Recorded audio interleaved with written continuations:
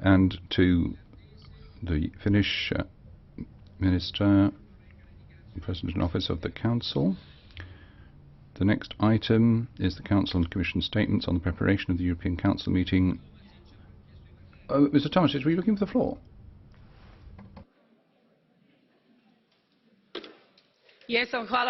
Yes, thank you, President. The tug vessel Bourbon Road, that's owned by the French company, sank on the 26th of September, 2,000 kilometers off the French island of Martinique. The current result of research at sea was 3 people rescued and 4 bodies. There is still a search operation that is ongoing for 7 missing seamen, including the sea captain of the vessel, Mishkic. I launch an appeal for all the 28 European member countries to do something in order to continue with this search and rescue operation, because the essence of the European Union is solidarity. That's the additional added value in the European Union. It is very difficult for me to accept that the French Crisis Management Center crossed for Martinique stopped at some search the rescue operation, when we know that some people who were shipwrecked were found after 50 days at sea.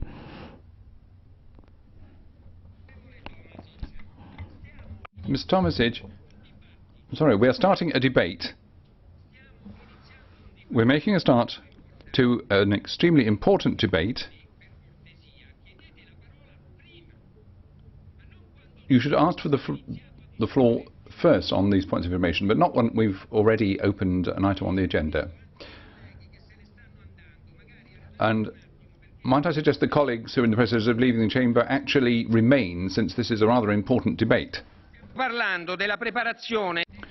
We're talking about the preparation of the European Council meeting on the 17th and 18th of October.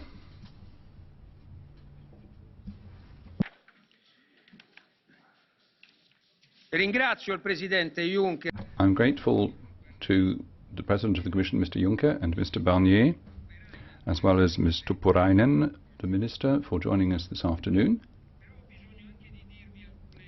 But I must also share a few thoughts with you at the beginning of this debate, since, as you'll be aware, yesterday Mr. Johnson, the British Prime Minister, invited me to talks in London, and I'm keen to inform the House of this.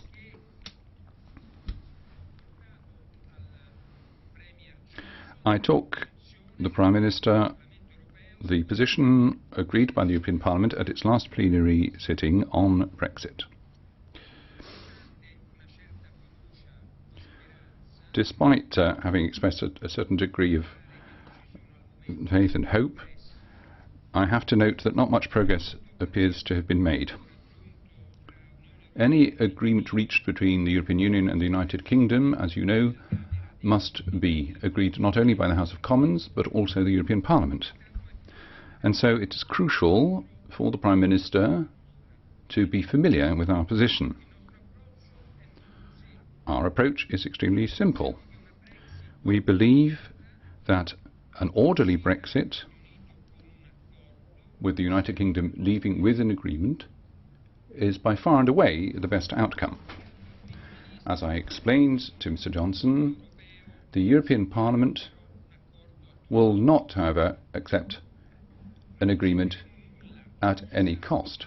We cannot accept anything that would pose a threat to the Good Friday Agreement and the peace process, or compromise the integrity of our single market.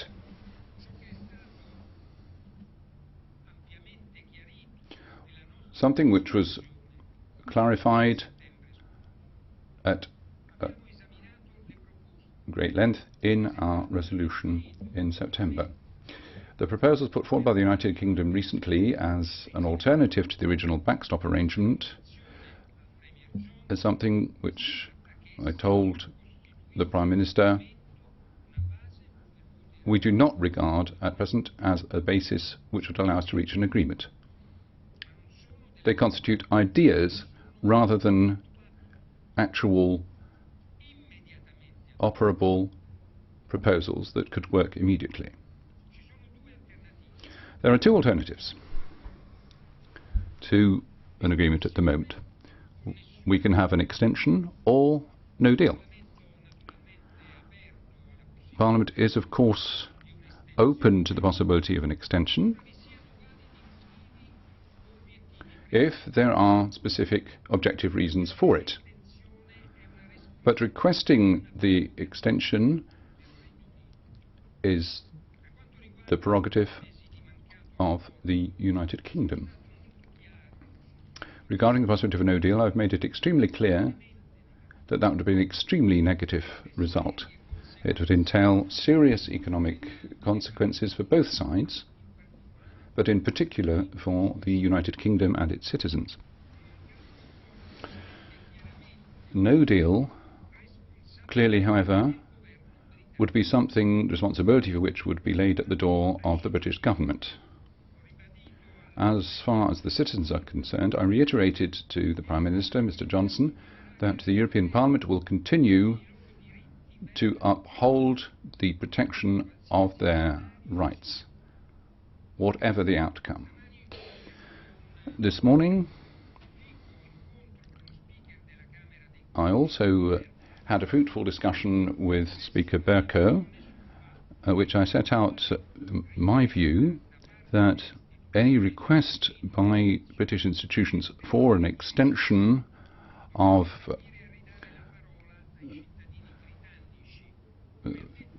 or any prorogation of Parliament should allow the British people to give its views, whether it be in a referendum or a general election.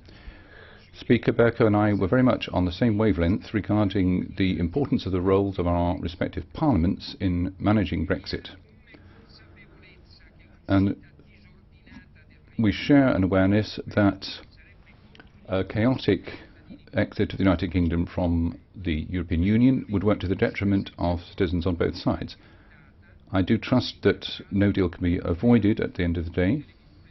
The European Union nonetheless has adopted all the necessary measures to prepare for the consequences should it occur. I shall now give the floor to Ms. Tuppurainen on behalf of the Council. Grazie, President. Honourable members of the Parliament, next week's Council comes at a crucial point. At the upcoming European Council meeting, leaders will be discussing some of the most pressing issues for the Union. Let me start with the multi-annual financial framework, MFF, on which the leaders will have the first substantial discussion. You will recall that the June European Council conclusions expressed the ambition to aim for an agreement before the end of the year. The Presidency has pursued work in line with that ambition. During the past months, we have consulted and had extensive discussions with Member States in order to identify their priorities and where the so-called room for negotiation lies. We have now prepared a Presidency paper to frame discussions at the October European Council. I believe it will be a good starting point for the leaders to provide further strategic guidance and indications for the Presidency's MFF work. The European Council will also discuss the strategic agenda, which leaders adopted in June. After 4 months, they are keen to know how it's been implemented within the Council, but also crucially how it is reflected in the future work of the other institutions, particularly in the Commission work programme. This is why Commission President-elect Ursula von der Leyen will attend the European Council and expand on this point with leaders. It is reassuring to see the largely similar objectives of the strategic agenda and Mrs. von der Leyen's political guidelines. Of course, the exchange of views between the leaders and the President of the European Parliament will also be the perfect opportunity to hear the views of the Parliament. Beyond the discussion on the strategic agenda, leaders on this occasion will also formally appoint Christine Lagarde as the President of the European Central Bank. Now, the next topical issue on the agenda is the climate change, an existential threat that has been and still is at the center of attention, not least after discussions in New York. We, as a union, need to help raise global ambition and continue to lead the way on climate action. This is because we may soon reach a tipping point where we can only mitigate the effects of climate change instead of reversing them. But it is only with concerted global efforts that we can successfully tackle this global phenomenon. So at the meeting in October, leaders will focus on the international aspects of climate change. They will discuss the outcome of the United Nations efforts at the Climate Summit in New York, and they will prepare for the upcoming COP25 in Santiago de Chile in December. I cannot exclude, however, that during the discussion leaders may touch upon the EU's climate objectives too. Under external relations, it is likely that the leaders will discuss Turkey in light of its continued drilling activities in the Eastern Mediterranean and take into account also the broader EU-Turkey relations, including cooperation in migration. The recent developments related to Syria are likely to come up in this context as well, and we've just received very worrisome news today. Leaders will also discuss enlargement, where the General Affairs Council discussions on the 15th of October will be crucial in relation to Albania and North Macedonia. And honourable members, finally, Brexit is an issue that is likely to steal the limelight. As you know, on 2nd October, the UK submitted proposals to overcome the extremely thorny backstop issue. These proposals do not yet provide a basis for concluding an agreement, but the EU remains fully committed to work with the UK and avoid a no-deal Brexit. Although we are prepared to face it, it would be irresponsible for both sides to ever claim that a no-deal scenario is an attractive option. This would have serious consequences on our borders, our customs, our trade, on our citizens' rights, all fundamental issues for both the EU and the UK. And yet, the UK crashing out is a dangerously realistic scenario. Given the constantly evolving situation, leaders will have to take stock of the very latest developments and decide how to best proceed. So thank you very much for your attention, and I look forward to our discussions. Grazie, signora Ministra. Thank you, Minister. And now I shall give the floor to the President of the Commission, Mr. Juncker. Senor Presidente, Madam Chair of the Council, meine sehr verehrten Damen und Herren. Ladies and gentlemen, I'll be brief because it's quite late that we got moving this afternoon. The Council President in office really covered the ground of what we're doing in the Council, so I don't think there's any point rehashing that content. When I took office 5 years ago, I made a promise, and that promise was that the Commission would do its utmost to the last minute in the interests of the citizens of the European Union, and I stand by that promise, and I hope that the European Council and the Council of Ministers will also do that, because both of them have given a similar, if not identical, promise. And many that is many things that are on the agenda of the Council, and indeed Parliament, need to be taken in hand.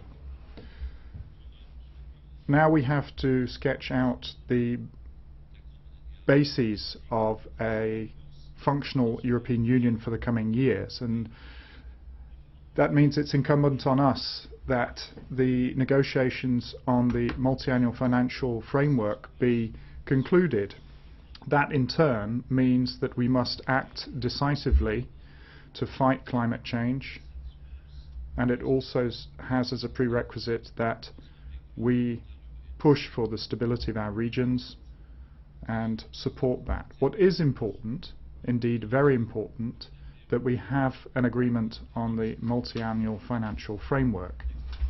The summit next week on this point has to genuinely make essential progress, because people in Europe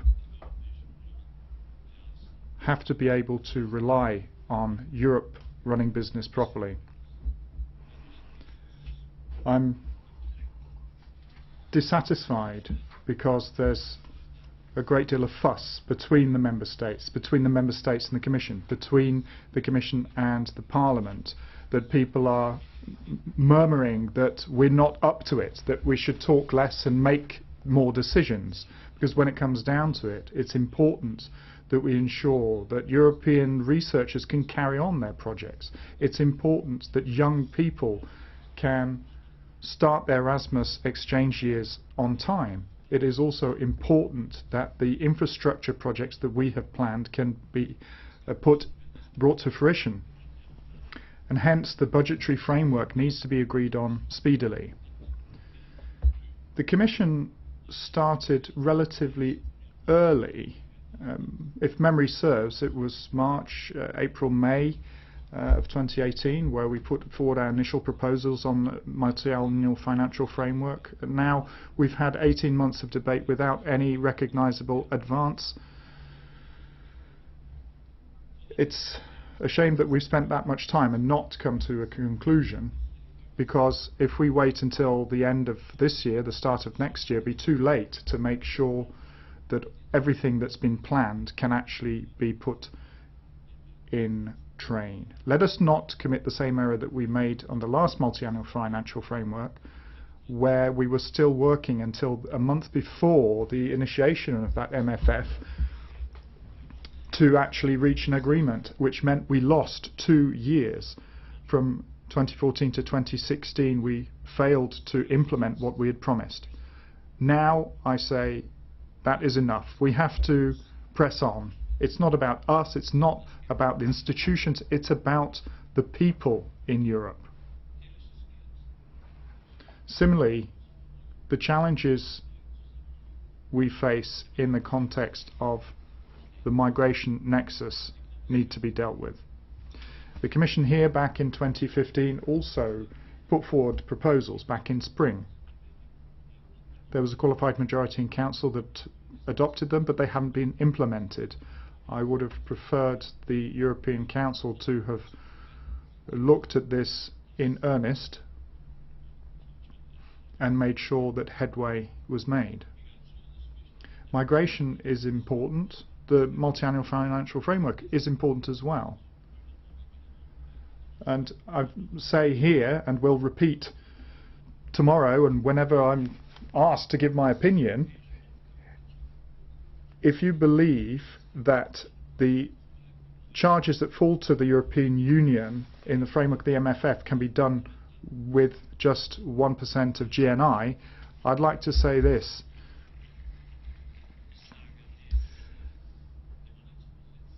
This is not enough. I'll say that to the Council Presidency. I'll say it in all chambers in French. President, it's obvious that climate change is one of the greatest challenges that face us. We have been and we are the first bloc in the world to sign up to the Paris Agreements. The Paris Agreements that would never have come to being if the EU weren't involved, but now we have to put in place a legislative framework, rules, not just words, to achieve all those objectives that have been set out.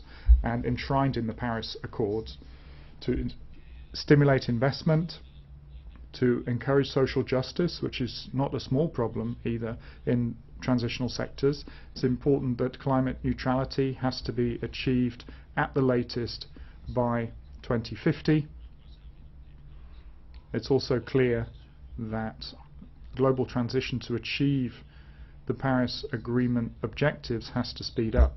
And it is in that spirit that the many trade agreements that the European Union has concluded in recent years that are legally binding will contain specific measures on the implementation of the Paris Agreement, following the model that we have with Japan, and also the agreement with Mercosur.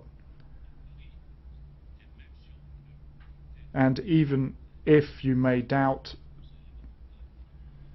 the will of some of those who meant to implement these agreements, it is nevertheless true that for the first time in the history of the European Union, and the first time in the history of trade agreements, we have insisted on environmental standards and indeed social standards, and hence we have an instrument that can be used to encourage those who are more recalcitrant or more reticent to actually do what they have promised to do. President, maybe I could dwell briefly on enlargement. At the start of my mandate, I said that during the course of this mandate, there would be no more rounds of enlargement, no new accessions. Some of you were sad about that, and in the Western Balkans region especially.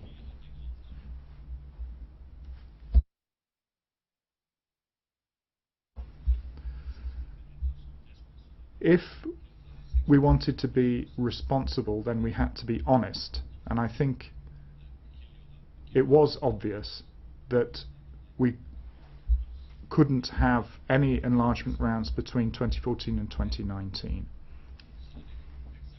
But if it's right to be honest, it's also a question of being honest to those who want to join. Northern Macedonia and Albania have made progress, indeed substantial progress, and that is the reason why President Sassoli, President Tusk, President-elect van der Leyen and myself have written a letter to the member states inviting them to do what they promised to the Western Balkan countries, most notably to Northern Macedonia and to Albania. If Europe shows a clear will, then there is always a clear way to achieve the objectives that we have undertaken. One example would be the Prespa agreement between Northern Macedonia and Greece. The European framework and the European perspective and prospects have made sure that a serious conflict drawing out over several decades has finally been brought to a close. And the reforms that Albania have had the courage to undertake really should encourage us to consider the possibility of opening negotiations with Albania as favourable, and indeed with Northern Macedonia as well. But enlargement is not an end unto itself. It's not sufficient to enlarge. You can't just enlarge as much as you want. More and more enlargement. No. It is also a question of deepening the European construct.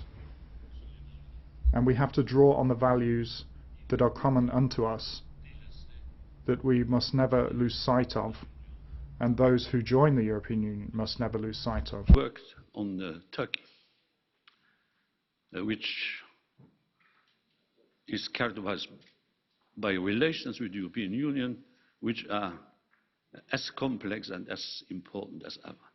Turkey is, of course, a key partner for the European Union, not least when it comes to cooperation on migration. My full commitment, and the one of the Commission, and hopefully the one of our Union, to the implementation of the EU-Turkey statement of 2016 remains clear. The facility for refugees in Turkey continues to deliver concrete results on the ground, and this should not be forgotten. There are other issues on which I cannot be so complimentary.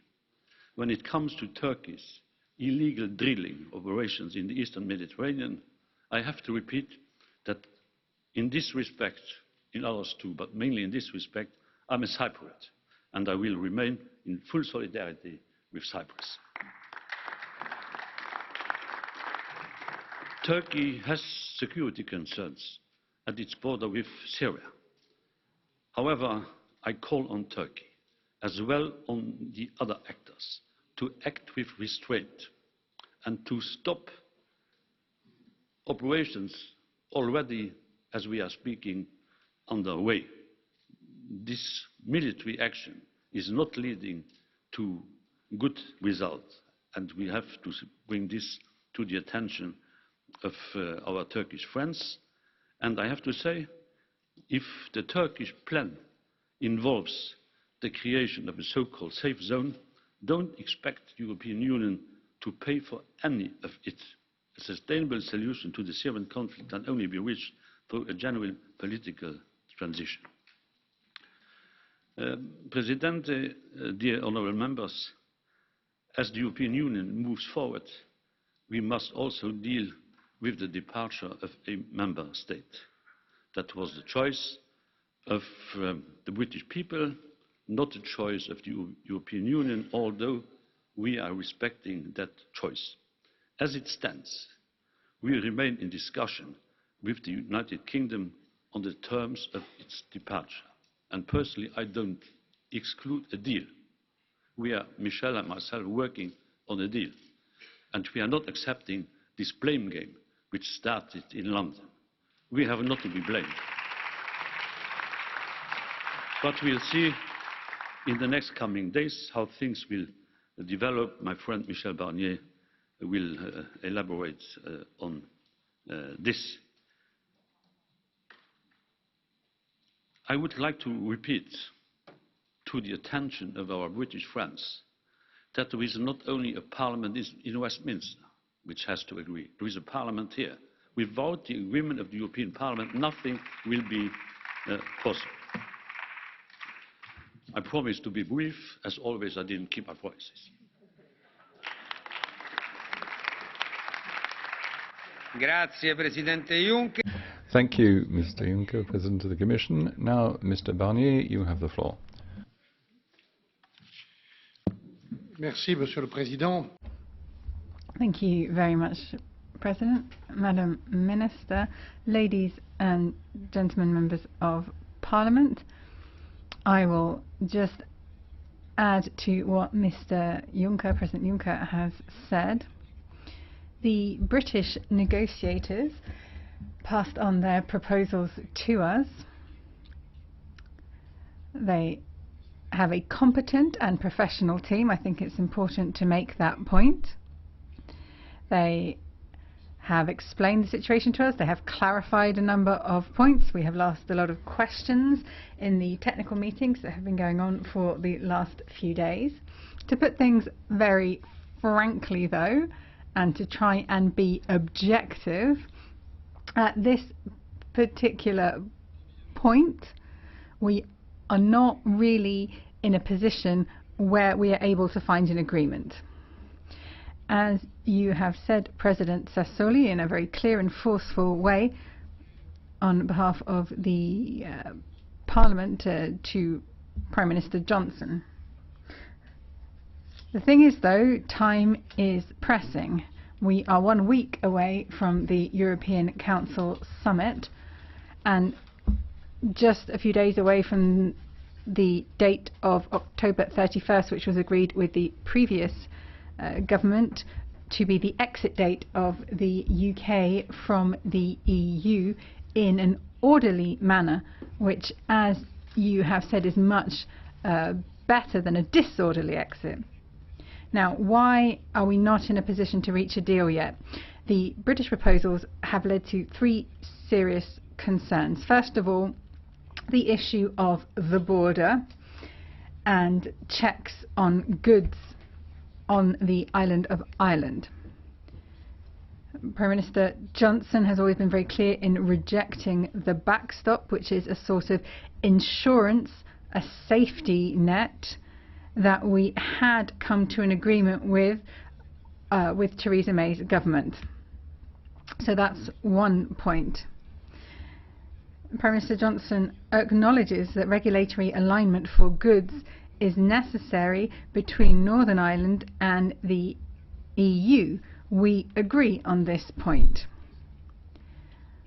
But in order to resolve the issue of customs checks, the UK is simply proposing that together in the protocol in the international treaty that we will have between us, simply to take measures so that we avoid any kind of physical infrastructure or checks on the border between Ireland and Northern Ireland. Obviously, we also want to achieve this objective. This is one of the objectives of the backstop, to avoid having this border or this infrastructure on the border. But what we're being asked for in reality is to accept a system that hasn't been properly developed, that hasn't been tested. There'll be controls spread out across Ireland, and it will largely be based on exemptions and derogations on technology that has yet to be developed, changes to international law through the Common Transit Convention, and a new compliance system, but with none of the guarantees that should be set out in this protocol. Ladies and gentlemen, what we need when it comes, we need to have the integrity of the single market and the customs union, and at the borders we need to have proper, rigorous checks all along our external border, along the external border of the single market. In Northern Ireland, as in any other area, we need operational, real controls, credible controls. We're talking about the credibility of the single market here, its credibility to consumers, to companies, and of course third countries that we negotiate agreements with. Let's not forget them. So that's the first point of disagreement. Secondly, what we need to find are legally operational solutions. Through the protocol, we established a safety net which clarified the regime that would be applied in Ireland. This safety net is something which is legally operational because it would be in force until we found a deal or an alternative solution. By choosing to take away that safety net, by taking away the backstop and looking for alternative solutions during the transit period, so later on, the British proposal does not give us that same security, that safety net we have in the backstop. There are no real solutions for SMEs, for example, in the British alternative proposal, apart from a general derogation. Secondly, what would happen if we have this joint committee set up as the British wish, where we would send all of these issues that can't be resolved? What would happen if this joint committee can't find a solution during the transition period? The solution would then depend on the adoption of unilateral measures that would be taken by the UK or by the European Union. There would of course then be a significant risk to the integrity of the single market, because the UK proposals would want us to have no checks whatsoever between Ireland and Northern Ireland, which are going to become two different jurisdictions. The third point of disagreement, as things currently stand, is the British proposal on consent. We have found it a very regrettable situation that Stormont has been suspended over the last 2.5 years without them having a full voice in our negotiations. We have set out mechanisms together with the British to ensure representation of Northern Ireland. We are looking at a more important role for the Northern Irish institutions to ensure that the Good Friday Belfast Agreement is respected. Unfortunately, the British proposal, as it stands,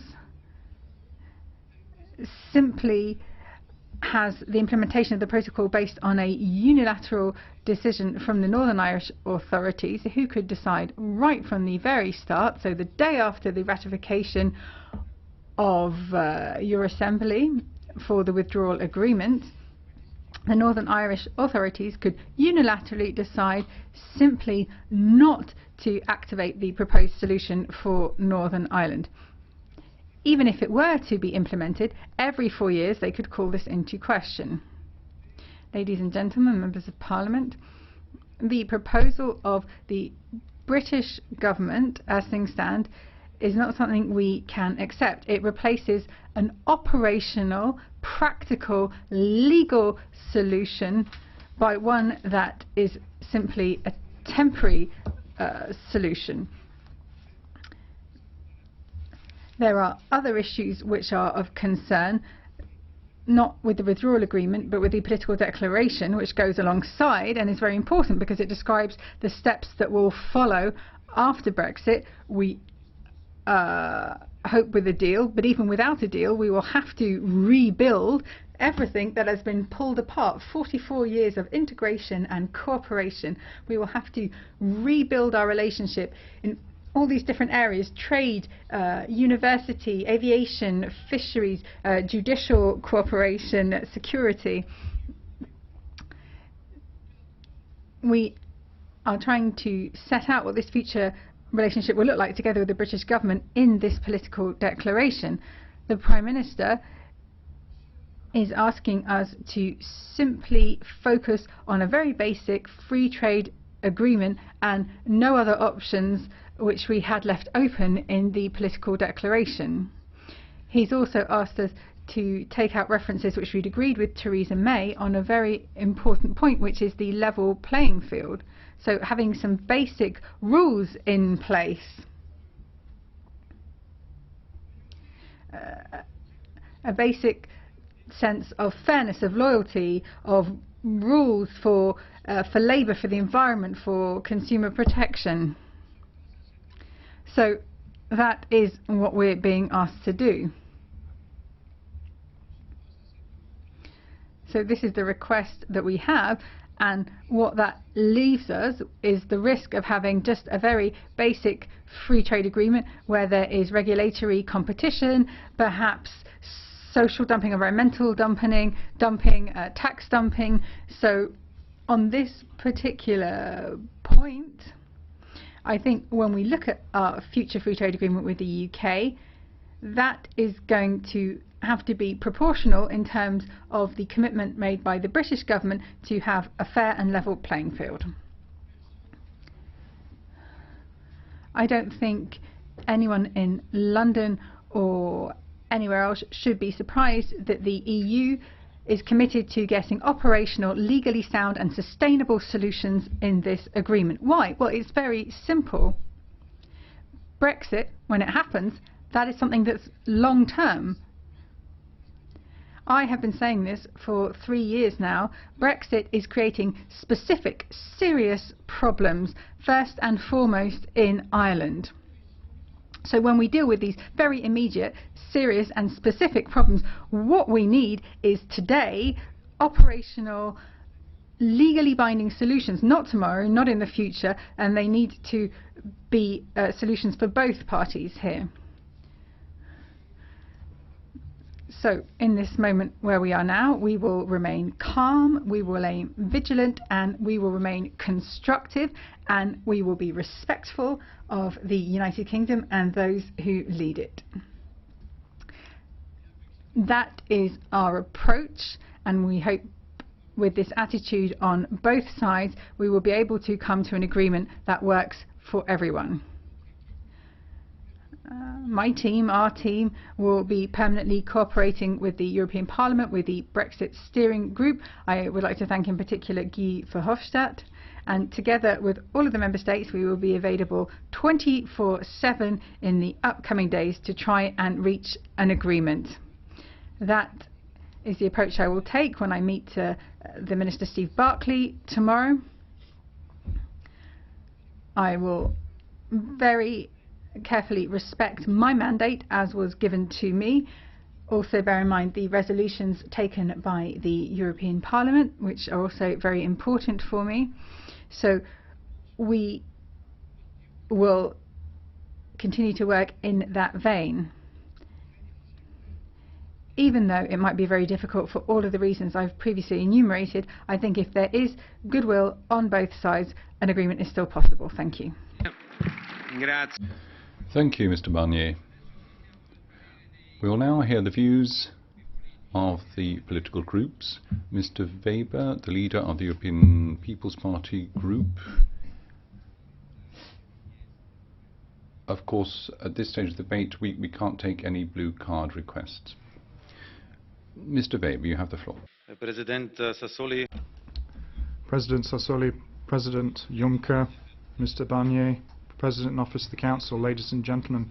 First of all, I'd like to express a vote of thanks for you having mentioned the victims in Halle and expressing condolence there. It was an attack on Jewish lives on German soil.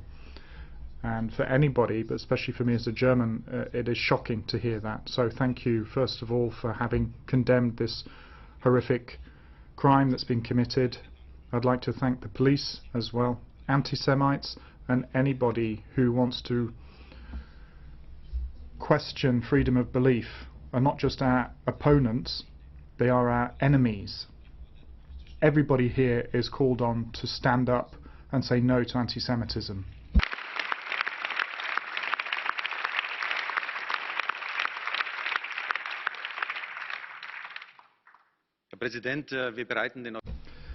Mr. President, we're preparing for the European Council, so first of all I'd like to pick up on some of the main messages that Jean-Claude Juncker has put out. People are expecting clear answers to the questions being raised at this juncture, and at this very time there are many mayors and ministers in Brussels, because the Committee of the Regions is here. People are asking questions: how are we going to continue with our funding with the MFF? Can we still fund projects that are meant to be going on the ground? There's a lot hanging on the MFF, and we in the EPP expect that at this summit there will be progress made.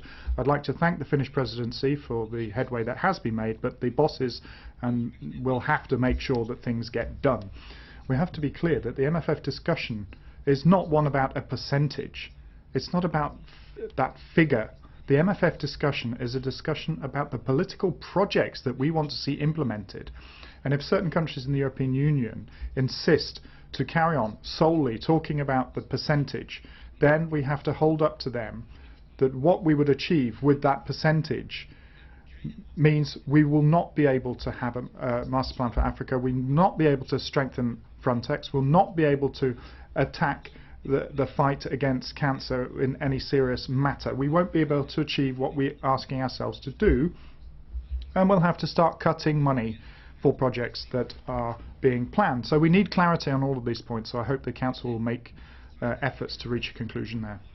Secondly, presumably the main topic of discussion will be Brexit.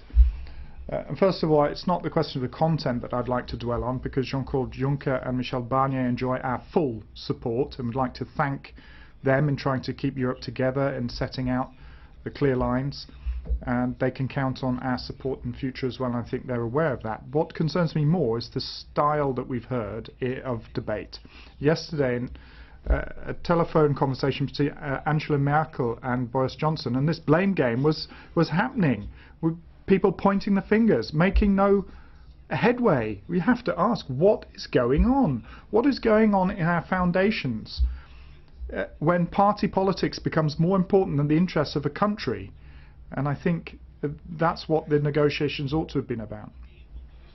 The idea of Boris Johnson not to have discussions in the chamber, not to look at the initiatives that Mr. Juncker has come up with, but basically the proposals Boris Johnson had about Brexit were presented at the Tory party conference. So it's not about having decent discussions with partners, it's about scoring political points. And I think when it comes to serious policies, it's important that we bring together interests rather than splitting a country.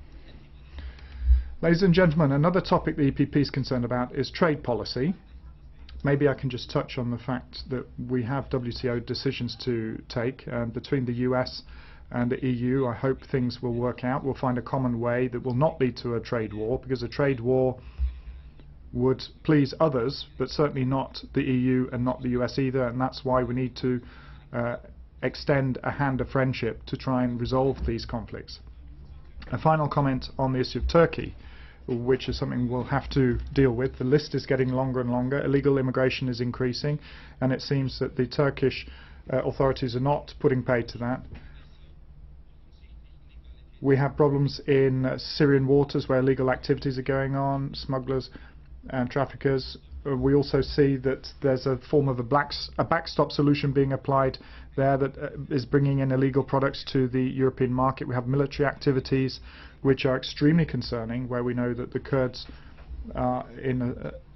who were fighting IS and are helping us, now there are problems there, and also general concerns about freedom of press in Turkey. So we certainly hope that Turkey can be seen as a partner, and that this partnership with the EU is taken seriously by them. But also we need to look at the good economic relations between the European Union and Turkey can be maintained in the long term if Turkey becomes a partner who's more concerned with violence than partnership. We are prepared to maintain partnership, but Turkey has to understand that if they don't want partnership, there will be consequences. Thank you. Ms. Garcia Perez, on behalf of the group of Socialists and Democrats, with the floor. Thank you very much, President.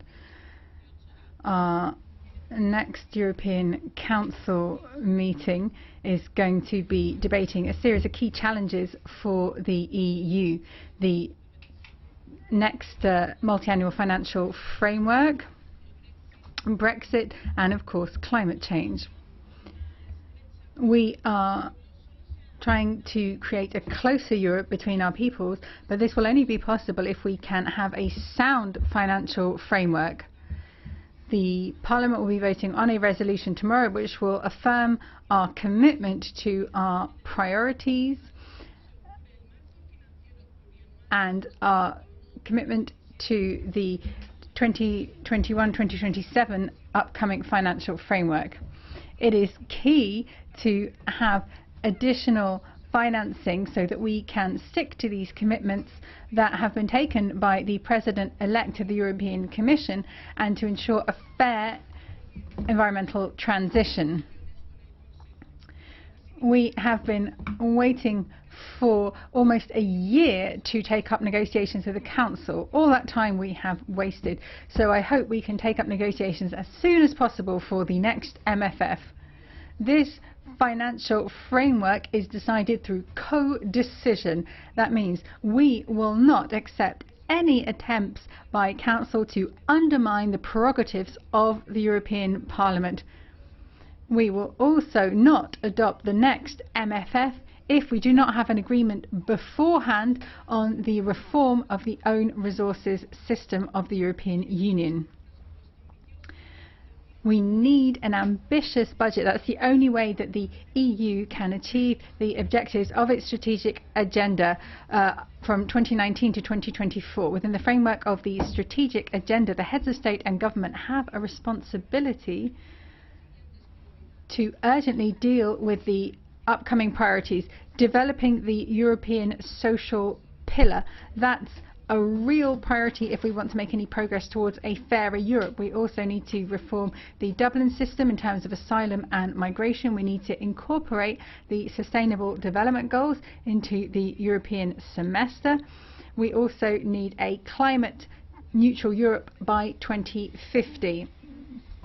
Our banking union, tackling tax fraud, all of these are important to ensure that fair contributions are made to strengthening a Europe of well-being and prosperity. If we commit to these priorities, we can finally tackle the populist dialogue that only negatively impacts our continent, that uses patriotism as a weapon rather than the defence of a common good.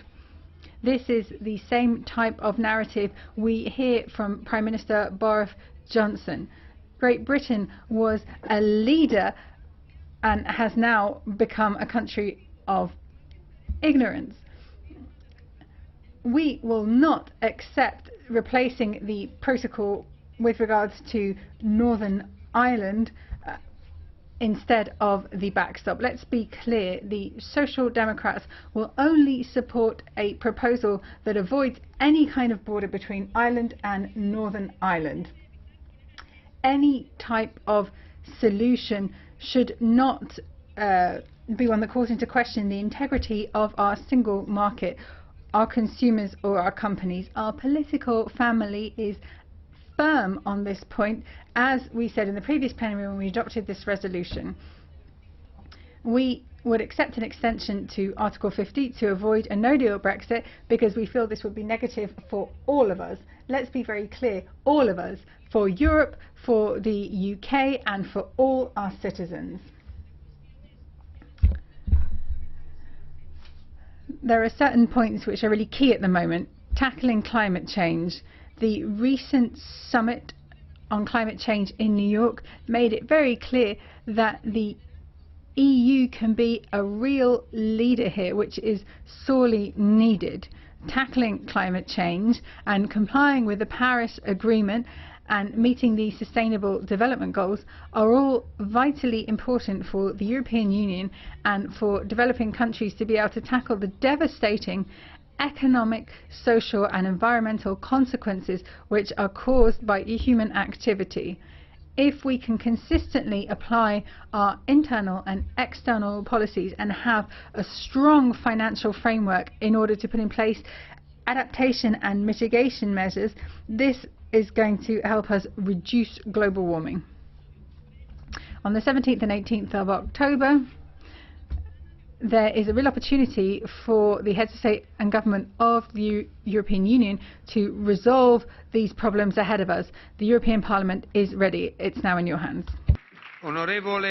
Thank you. Now, Mr. Cioloș, the leader of the Renew Europe group, you have the floor. Mr. President Sassoli, Mr. President Juncker, Mr. Michel Barnier, Madam Minister, ladies and gentlemen. We, the Council, will have again on the agenda the Brexit issue. Indeed, I welcome the fact that the UK government finally produced some proposal last week. But I am also very concerned about their content. We have always been open to workable and legally operable solutions. But let's be clear, as they currently stand, they cannot be the basis of an agreement. As they currently stand, we will not and cannot support them.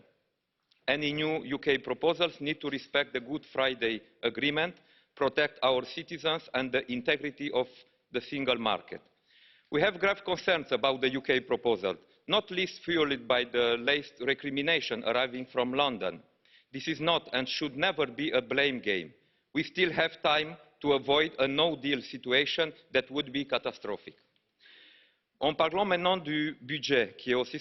Talking about the budget, which is also on the Council's agenda, we have to have clear prospects in terms of the direction of travel we want to give to Europe. The European budget is really what we're talking about there. It's really a direction of travel for Europe, not just figures. Let's not forget that our electorate and our citizens expect of us that we deliver on the agenda that we undertook to implement this July. We need political prospects, but also budgetary prospects. The European budget is not just figures, it's a political vision, a vision of the added value that Europe can provide, and it is the time for us to say that we are assuming this project, we want to take on this project, and if we want to do that, then we have to have the right resources, and we must have own resources. Let's not avoid that debate. There's a question of splitting the responsibility between own resources and the contributions from member states to assume what needs to be done. President Sassoli, before the Council you'll be giving the Parliament's position, and it will be a strong position, and we need this because Europe needs a strong position too. Thank you. Mr. Lambert, on behalf of the Greens EFA Group. So goes the story. A good-willed British Prime Minister is honestly seeking a balanced solution to the Brexit conundrum. But he's confronted with a hostile and antagonistic, inflexible European Union, conspiring with traitors back home, concentrated into the British Parliament and the judiciary, whose sole aim would be to frustrate the will of the people and surrender to the enemy. The reality, this is the story that Prime Minister Johnson wants to tell. The reality is that Prime Minister Johnson does not want a deal. Listen, if we were to sign the British proposals, we would commit forever to keep a 500-kilometer stretch of EU external border with no controls forever, without any firm guarantee that goods crossing that border would match the EU regulatory standards, notably safety, security, right? And with no guarantee that the custom tariffs would be paid. That is the kind of blank check that the Prime Minister Johnson wants us to sign. No jurisdiction in the world would ever accept this, especially from a neighbour whose stated intention, has been repeatedly said, is to undercut the European Union's social and environmental taxation standards. No one would accept this. But you understand, these proposals are not there to be accepted. They are meant to lead the country to a no-deal Brexit, for which the EU27 could be blamed. It's not hard to read into Prime Minister Johnson's game, and it now depends on all responsible women and men within the British Parliament to prevent this from happening and to muster their collective strength to put the interest of the country front and centre. Now, dear friends, I will just say one thing. We are all members of Parliament here, and we are proud of this. I listened to Prime Minister Johnson's speech to the Tory party conference the other day. Few days after having illegally attempted to close down its parliament, that Prime Minister was openly mocking, humiliating, deriding the parliament from which his own legitimacy derives. Dear friends, when chiefs of the executive in any country trample like this on parliaments, what is at stake is democracy. Thank you. Grazie. Thank you, Mr. Lambert. Mr. Bay, you have 1 minute, leader of the ID Group. Thank you, President.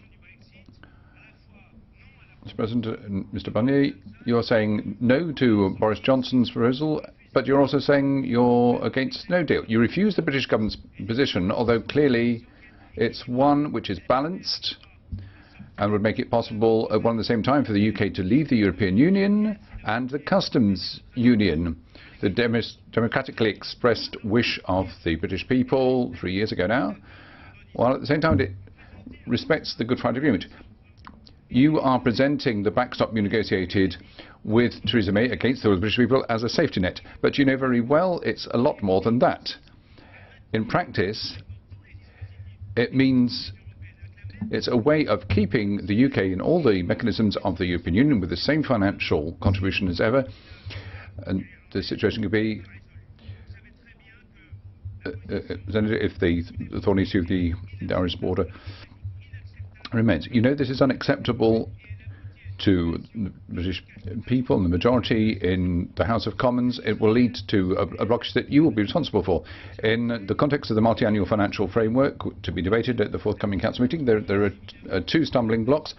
First of all, an inflation of expenditure, the EU spending more and more all the time, and ever further away from the concerns of the people of Europe as expressed at the most recent European elections, and at the same time this idea of own resources and European taxation, which would not replace national taxation but would be supplementary to it, increasing the fiscal burden even more.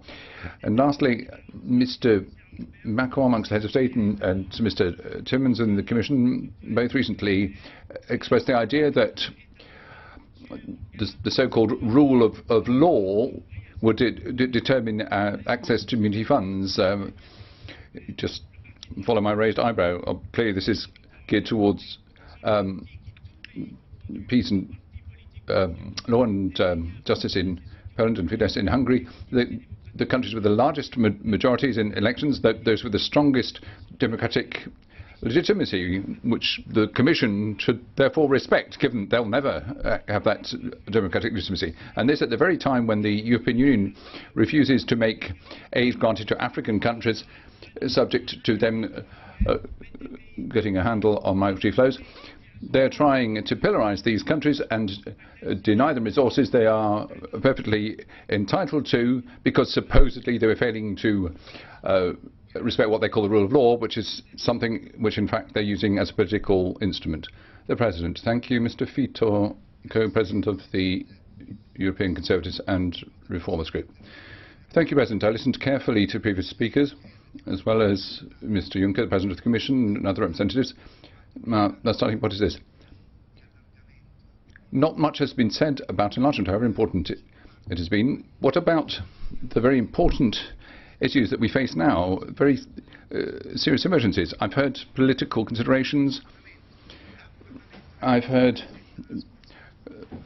comments from a parliament where in the steering group in the previous parliamentary term, they regard themselves as a point of balance for Parliament's proposal. There are political groups there who have been deliberately squeezed out without any objective reason for doing that, although they should be part of a decision they will obviously be affected by.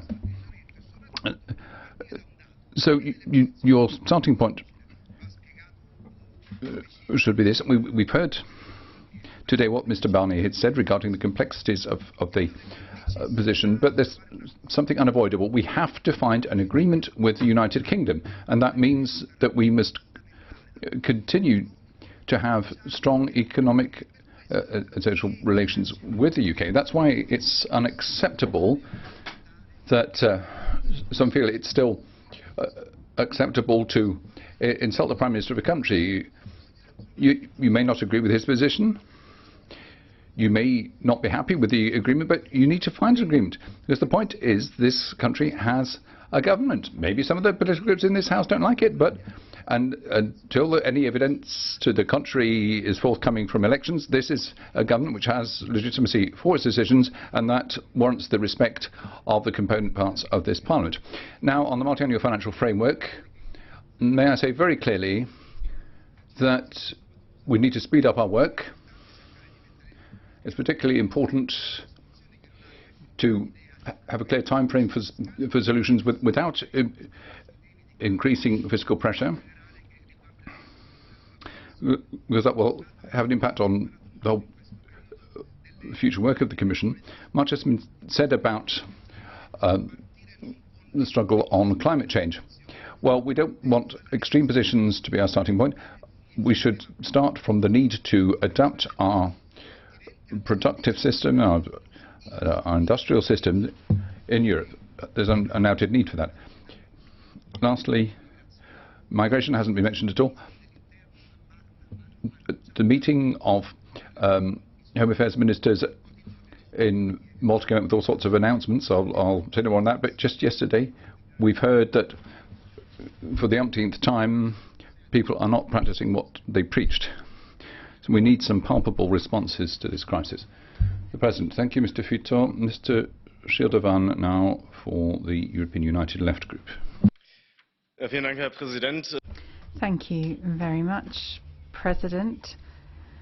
At a request of my group, we will be talking about the Turkish attack on Syria later this evening. I think it sends out a clear message about human rights violations by Turkey against the Kurdish people in the north of Syria.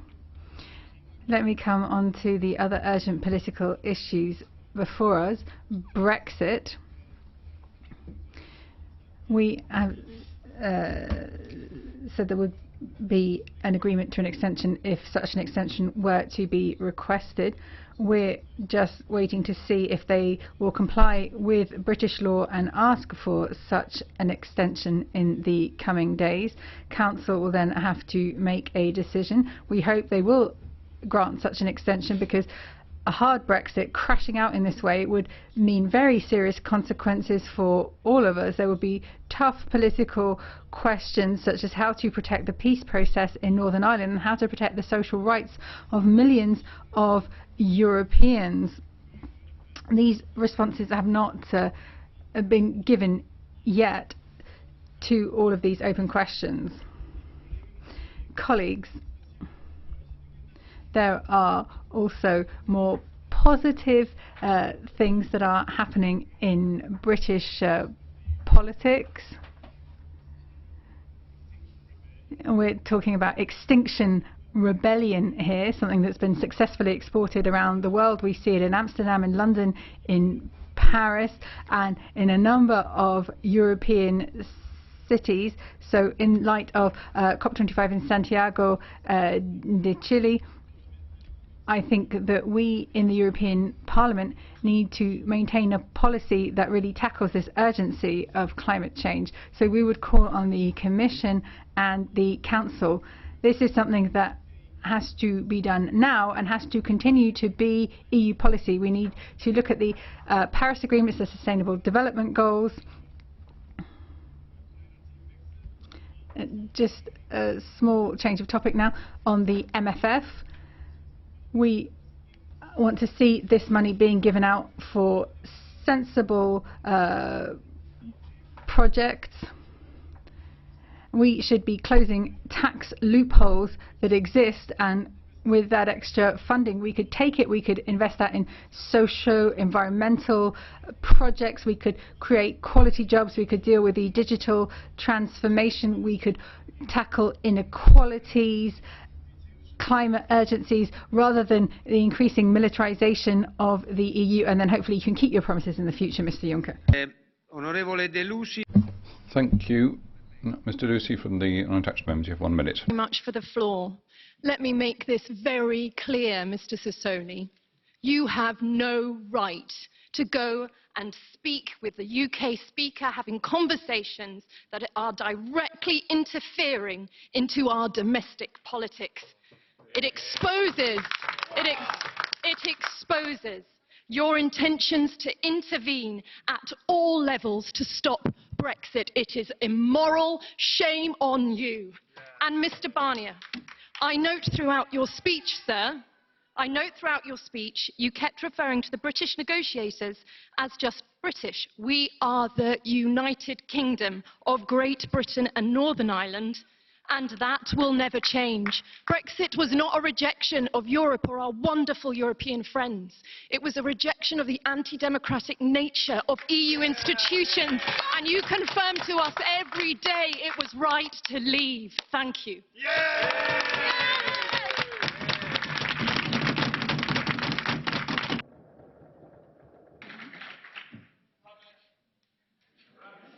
Madam Hübner, please.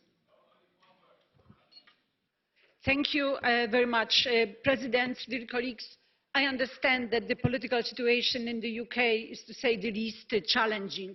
However, it must be clear that the proposal that came from the United Kingdom, long awaited by the EU, that might lead to an orderly Brexit, has not met our expectations. We hope to see a legally operational alternative to the backstop that would deliver on all its objectives. As Michel Barnier has rightly said, the proposal raises fundamental concerns. Here in this House, we will not accept a return to a hard border in the island of Ireland. We will not accept distortions to the all-island economy. We will not accept risks to the integrity of the single market. And we cannot either accept replacing the legally operational backstop by a vision of a solution that might or might not come at the end of the transition period. We regret a lack of transparency at this stage of the negotiations on the British side in a moment when the third Brexit deadline is around the corner.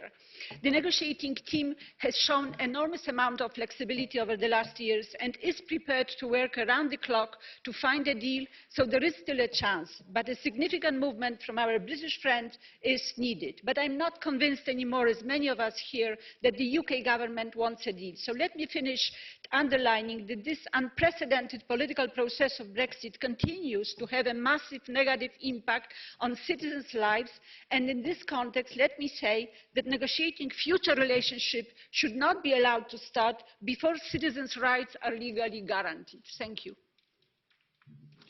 Thank you. Madam Bonafé for 1.5 minutes. Thank you, President.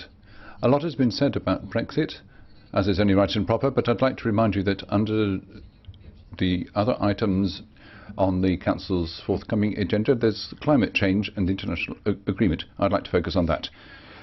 Following the recent New York summit at the United Nations, COP25 will be held in Santiago in December. We welcomed the success of the Paris Agreement with global commitment to keep the temperature rise below the critical level of 2 degrees, but it has to be said that we're far from achieving that. The Environment Council itself has said that with current commitments and current greenhouse gas emissions, we're not going to be in a position to fulfill that undertaking. But to be effective, there has to be proper international coordination, and the context is not at all encouraging. The Trump administration's note have been followed by worrying positions regarding the deforestation of the Amazon from the President of Brazil, Mr. Bolsonaro. What a European leadership that we've wielded in recent years to tackle the environmental crisis. The figures unavoidably show that we can make significant change on the climate change front on a sustainable, balanced basis if we adapt our productive systems commensurately, and the decisions taken by our heads of state and government in the next few months will be vital in that regard. Thank you very much, and I want in fact to start by responding to Mrs. Delucy, who is attacking here this parliament, saying that we are undemocratic, while they are here elected here, and they are not elected in the British Parliament. So who is more democratic, you think? Who is more democratic? In your own country, neither the UKIP, before or Brexit, has one representative in the British Parliament. And here, where you have more than, I don't know, too much representatives, you're saying that we are not democratic. Crazy is this. But that said, I will be less diplomatic than Michel Barnier. I think that the proposal that Boris Johnson exactly 1 week ago has put forward was not serious at all, dear colleagues. Not serious at all, because it was in fact, I call it a virtual proposal. It was not a real proposal. It gives in fact a veto to the DUP in a number of issues. It is putting custom facilities, not on the border between Northern Ireland and the Irish Republic, but in all the other parts of the island of Ireland that we don't know yet. And finally, the proposal is to downgrade the political declaration and the future relationship by undercutting, in fact, by making a sort of Singapore at the sea, at the North Sea, like they like there behind me, these 20, but by, in fact, destroying the ecological, social and labour standards. And I have to tell that to Richard Corbett, because he's a Labour representative. I can never understand that today there are 20 or so Labour MPs thinking to vote together with the government of the UK for such a deal. That should be the contrary of all the things that Labour has always defended in the past. And okay, I hope that it is not happening. But the real reason why this is all happening is very simple. It's a blame game.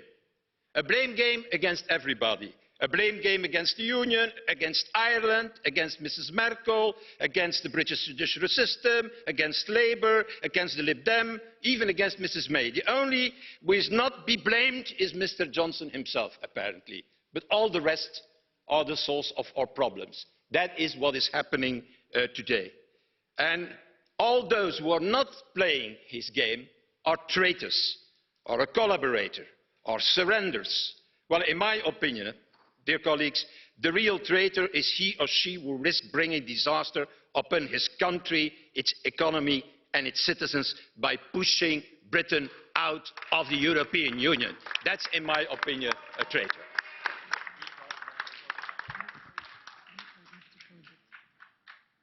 Mr Verhofstadt, you have provoked two colleagues who have blue card questions, only two. The first that we caught was, I'm trying to read the word, Martin Edward Dobnet. Will you accept the question? So the floor is yours, Mr Dobnet, for 30 seconds. I would like to ask you why you don't respect democracy. You claim to respect democracy. You just said you don't think that the Labour Party should be allowed to vote with our Conservative Party. Why not? That is their democratic right. And do you remember how you opposed the fact that Turkey wanted to throw a new election because you didn't agree with the first one, yet you want us to throw a second referendum in the UK? Mr Verhofstadt, you do not believe in democracy, except when it suits you and except when you win. And when you lose, as you did at the European referendum and the Brexit referendum, you just don't like it, do you? I'm afraid you've lost, my friend. Goodbye. I'll try and keep it to 30 seconds, so I'm sure, Mr Verhofstadt, you will confine your answer to 30 seconds, please.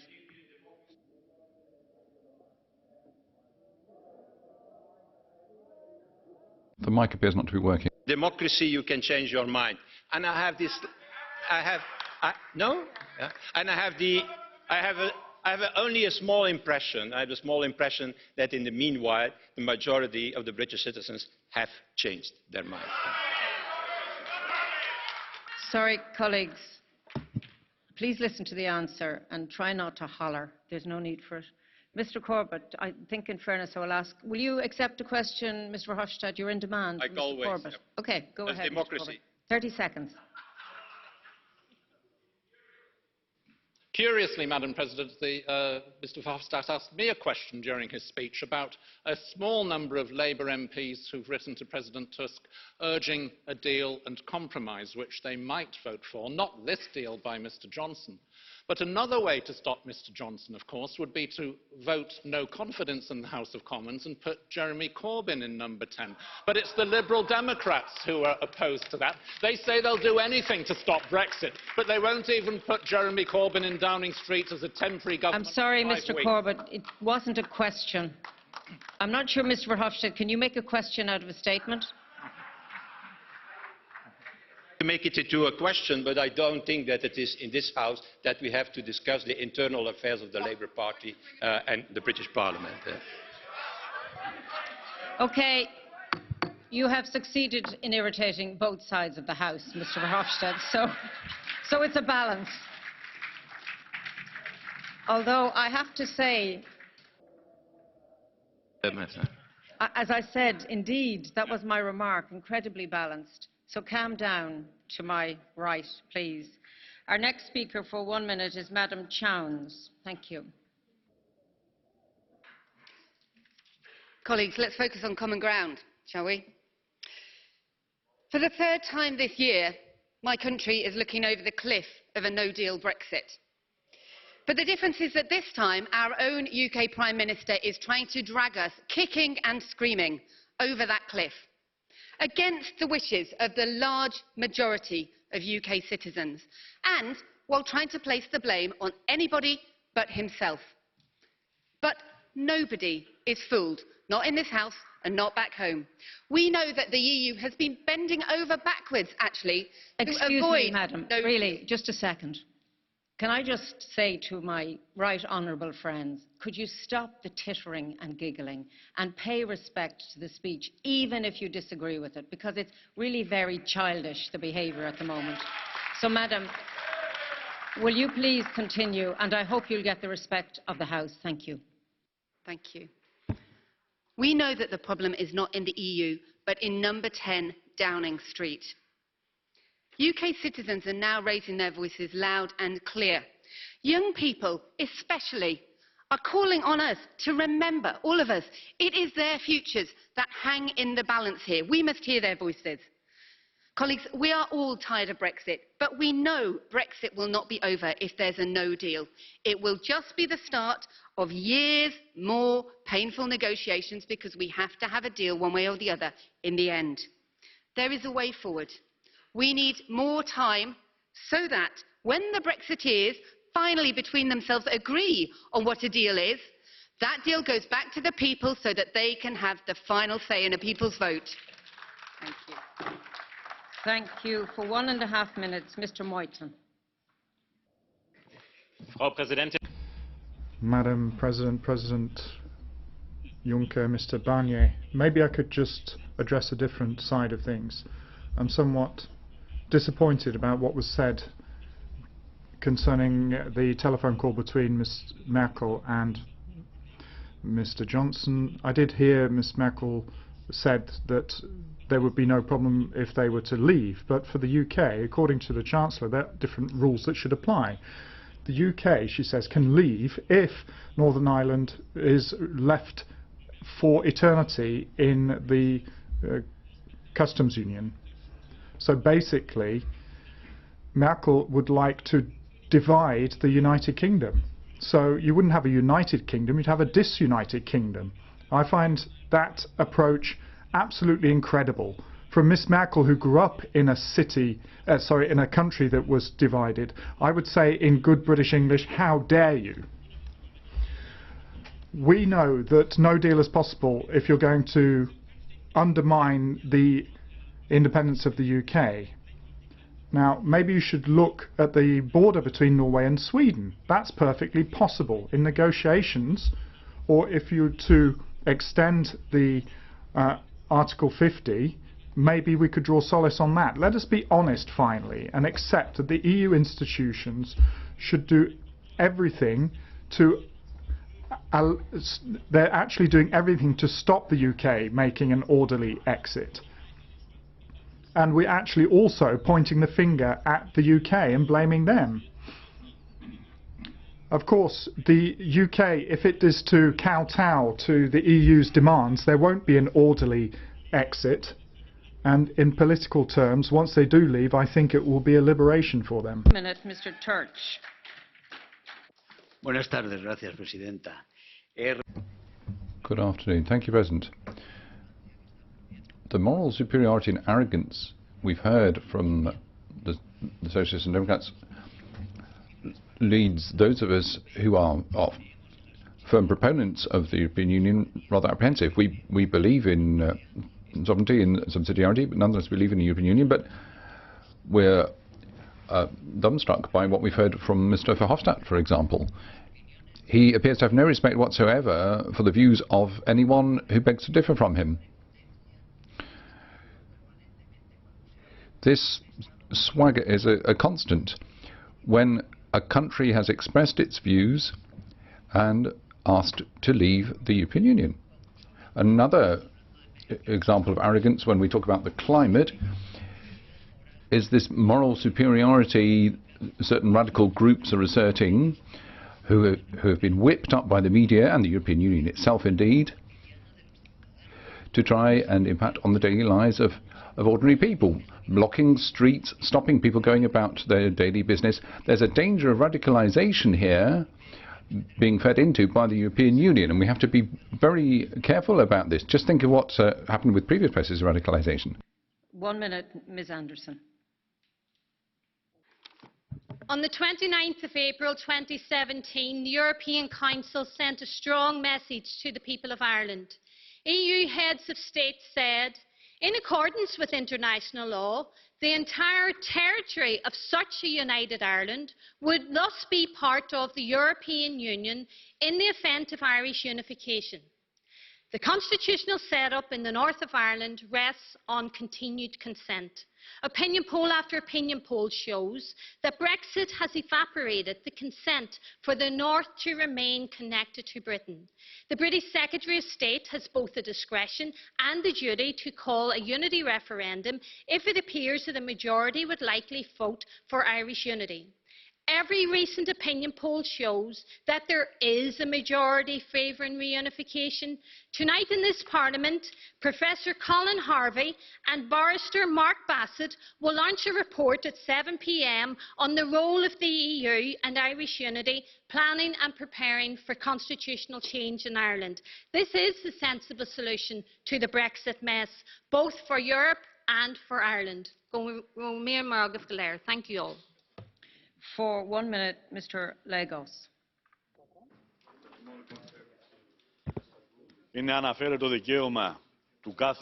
It is the right of each people to make their own decisions. I am really astonished by the fact that within this room and without you are trying to change the result of a referendum. The same thing happened in my country, in Greece. When we carried out a referendum, and according to that we said that we did not want to stay in the EU anymore and we did not want the memorandum. However, you overrode us and led us to destruction. And then we have the declarations of Mario Draghi, of Christine Lagarde, of Paul Thompson, and they admit to their mistakes. Who is going to pay for those mistakes? Because they've been paid by thousands of families in my countries.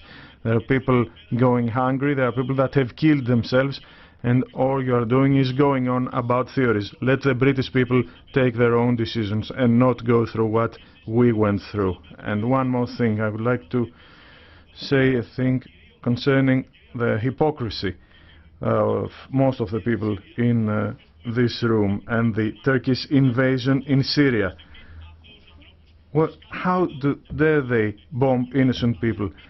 You're sitting here and talking, and the Turks have really reached a new low. This has to stop. You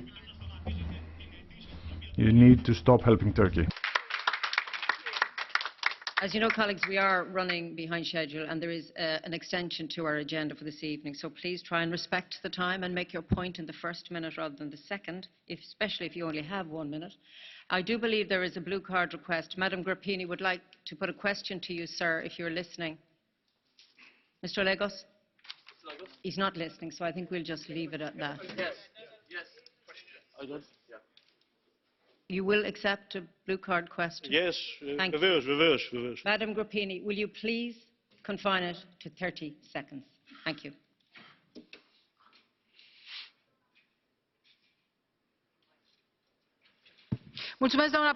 Thank you, Madam President. Dear colleague, of course I agree that member states need to decide their own fate, but how about the citizens? Do they have rights? And according to the latest British polls regarding what the citizens think, and they believe that they were misled. They were told that nothing will happen after Brexit, that they will have the same rights with no obligations. Do you know the results of the latest polls in the UK? Sir, you have 30 seconds. I think that the people in Britain have not changed their minds, but I cannot understand when a referendum is valid for you and when it isn't. I mean, this thing took place a couple of years ago. Why hasn't it been realized yet? Are we going to wait until you pressure them enough to change their minds? The referendum took place, they made a decision, and according to democratic logic, it should be accepted. Our next speaker for 1 minute is Madam Győri. Thank you, President. 3 gondolatot szeretnék megfogalmazni 3 témakörben kimondottan nem. Thank you very much. I won't specifically refer to Brexit, but I want to talk about the MFF. The deal that we have on the table is less money to try and achieve more in more difficult circumstances. I would like to draw the attention of the Finnish presidency to this. It's a nonsense to try and fulfill all these requirements with the money that you have. Makes normal operations just impossible. You can't have to achieve more with less money in this way. And secondly, I want to touch on climate change. all citizens in Europe believe that the green economy is important, but we need realistic targets. We need to try and have realistic ambitions and not just simply propose larger and larger numbers. And then thirdly, on enlargement that Mr. Juncker referred to, I think it was a mistake for us to say that there would be no enlargement in the previous period. That's against stability and prosperity, and I hope we will see decisions, positive decisions for Albania and Macedonia. Our next speaker is Mr. Silva Pereira.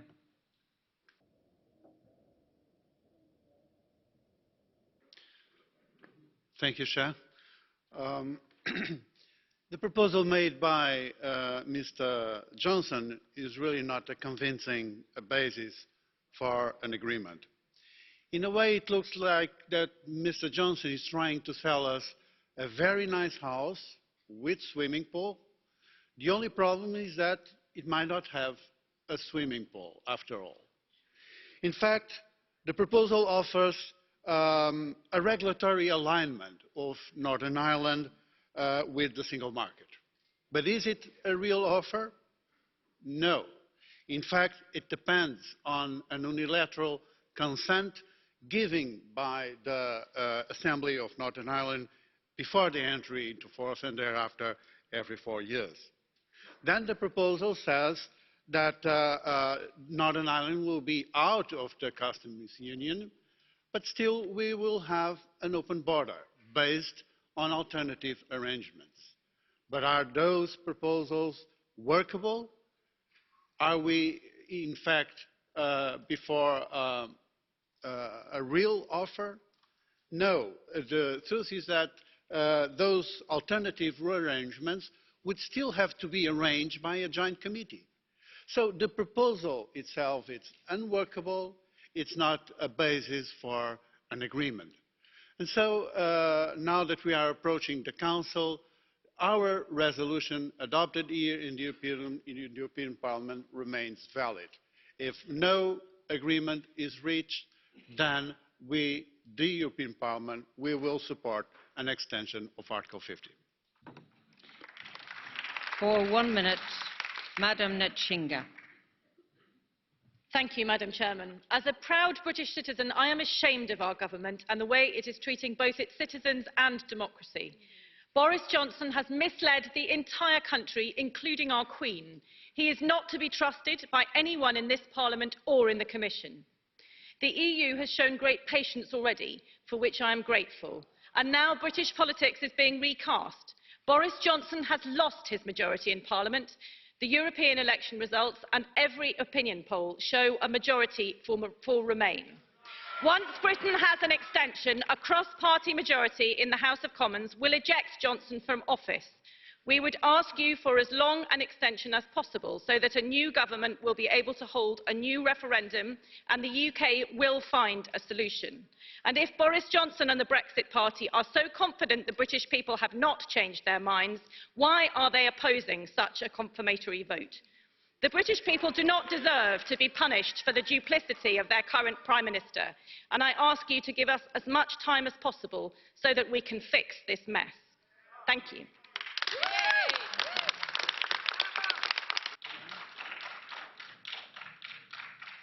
Madam, you have provoked a blue card from one of our colleagues. Actually, we've got 2 blue cards. So the first on my list, if you will accept the questions. Leslie Phillips? Sorry, is that the colleague? Yes, you have the floor. I just want to ask my colleague from the United Kingdom, talking about how she thinks that our Prime Minister can't be trusted. Her party stood on a manifesto in 2017 of respecting the referendum result. Without any recourse to the general public, they have changed that to revoking Article 50 and stopping Brexit. Hypocrisy. I think it's a statement, but perhaps there is a question there somewhere. Thank you. Thank you. In response to that, I would like to say that there is no clarity, and never was, about what type of leave was on the referendum. When we have a clarity about that, whichever type of leave is to be put to a second referendum, the people should have a choice. And in response to the revoke thing, that would be after a general election, and therefore after a clear vote to remain. And there is a second question from Ms. Fox, Claire Fox. Do you accept? Excuse me, I'm not asking you if you accept. I'm asking the lady who would answer the question. So now that the lady will accept, you do have the floor for 30 seconds.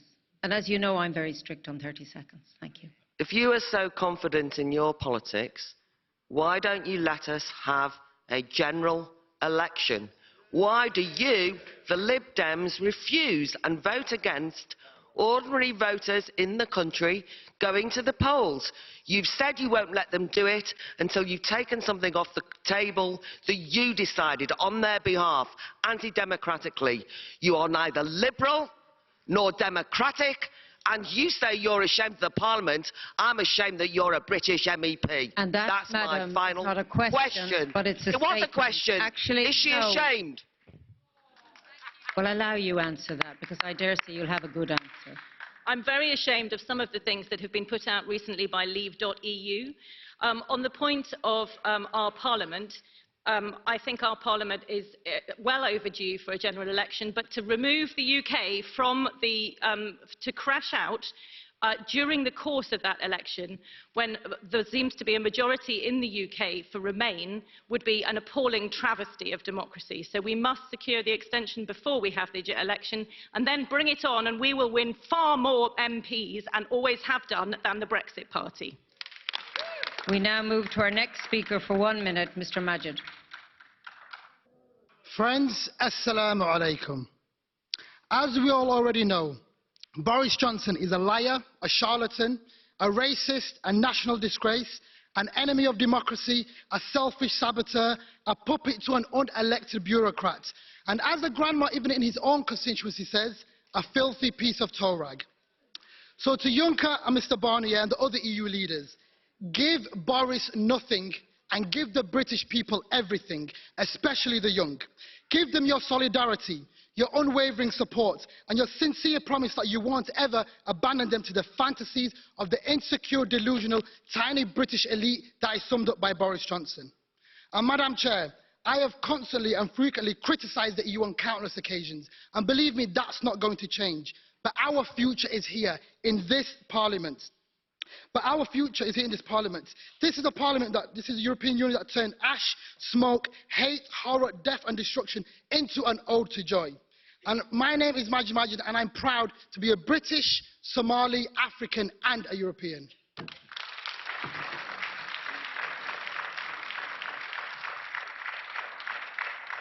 I am going to give the floor to colleague Mr Van Orden, who I think would like to respond to perhaps some of your language. Madam Chairman, I'm very happy to listen to colourful parliamentary language, but not unparliamentary language. And I think we heard a string of adjectives there against the British Prime Minister, totally unwarranted, and which should be withdrawn. They're not suitable for use in this House.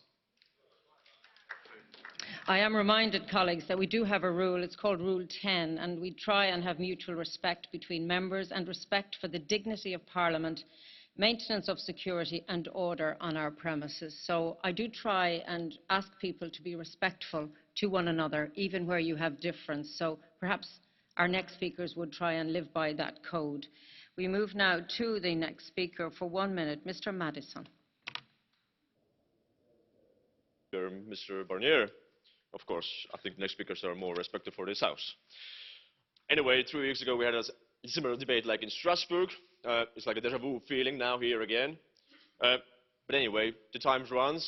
As soon as there is a European Council, and we still know that the legal basis for reaching an agreement is clear. Article 50 of the Treaty of the European Union is clear. It reads as follows, and I quote, "Any member state may decide to withdraw from the Union in accordance with its own constitutional requirements." Unquote. The effects of further extending the deadlines or of a no deal will result in a lose-lose situation for all sides. Not only will it create serious problems for the multi-annual financial framework for the next period, but it will almost certainly result in a hard border in Ireland. The latest deal put forward by Mr Johnson includes major concessions on the part of the UK. The EU should now show the UK the same courtesy. The EU is like a jealous lover, using useless tactics to prevent the other party from leaving, but in reality, these antics only drive the ex-lover further away. I would therefore like to remind the EU of the age-old saying, if you love something, set it free, please. Thank you. How very thoughtful. And now for 1 minute, Mr Van Orden. Madam Chairman. May I first of all just say to our colleague Richard Corbett, the first duty of any good Democrat is to ensure that the likes of Mr. Jeremy Corbyn, an unreconstructed Marxist, should never become Prime Minister of the United Kingdom. May I also say that when President Sassoli spoke at the beginning of this debate, he was not correct when he said that there were just two options. In fact, he said extension or no deal. In fact, of course, there is a third option, and that is getting the deal done before the 31st of October. There's effectively a week left to conclude a suitable deal between the European Union and the UK. The British Prime Minister wants a deal. He's put very reasonable proposals on the table, and he's shown great flexibility. I'm not sure we've seen the same flexibility from Dublin or indeed from the EU, and it's not too late. Michel Barnier tells me there is a way. I hope and trust that this involves new thinking by the European Union. And unfortunately, over many months, the European Union has been distracted by noises off stage, unhelpful voices, often coming from the UK, and we've heard some of that this afternoon. These have given a totally false impression of the attitude of the British people and our determination to get Brexit done. If I may refer to President Sassoli, my interpretation of his comments were that in the event of no agreement being reached, there were two choices. So I think the President was quite clear. We now give the floor to Madam Dodds for 1 minute. Thank you, Madam President. On the 31st of October, the United Kingdom is scheduled to leave the European Union. We must leave as one nation. This means that Northern Ireland will leave the single market and the customs union with the rest of the United Kingdom. Prime Minister Johnson's blueprint means that the consent of the elected representatives of Northern Ireland is rightly required to opt into some of the rules, which would make trading with our neighbours in the Republic of Ireland easier for businesses and farmers. A sensible, pragmatic way forward, honouring the UK's referendum result. This has been met with complete negativity by EU leaders. It appears that no proposal, other than tying Northern Ireland to the EU single market and customs union, is acceptable to this House, the Irish Prime Minister, or even the German Chancellor. So let's be clear again. Northern Ireland is an integral part of the United Kingdom through the consent of the people of Northern Ireland. We will not be torn out of its internal market and customs union, and we are not the EU's bargaining chip in this negotiation. For 1 minute, Mr. Rangel.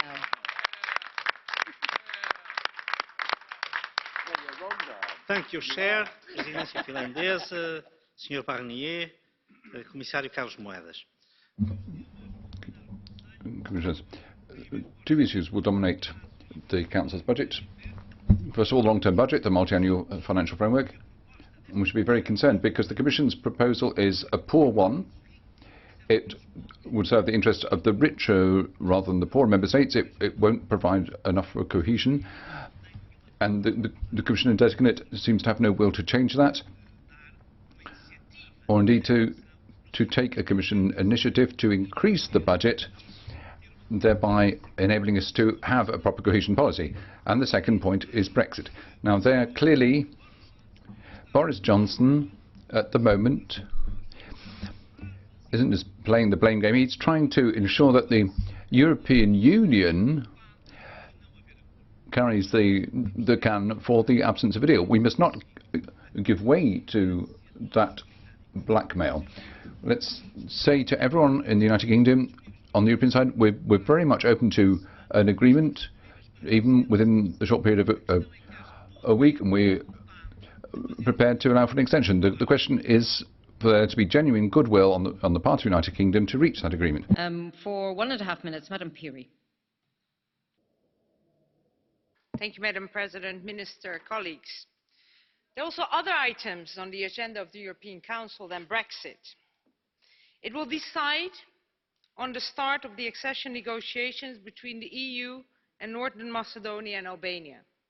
And only last week, President Tusk, President Juncker, President Sassoli and President-elect von der Leyen issued a joint letter on the opening of accession talks.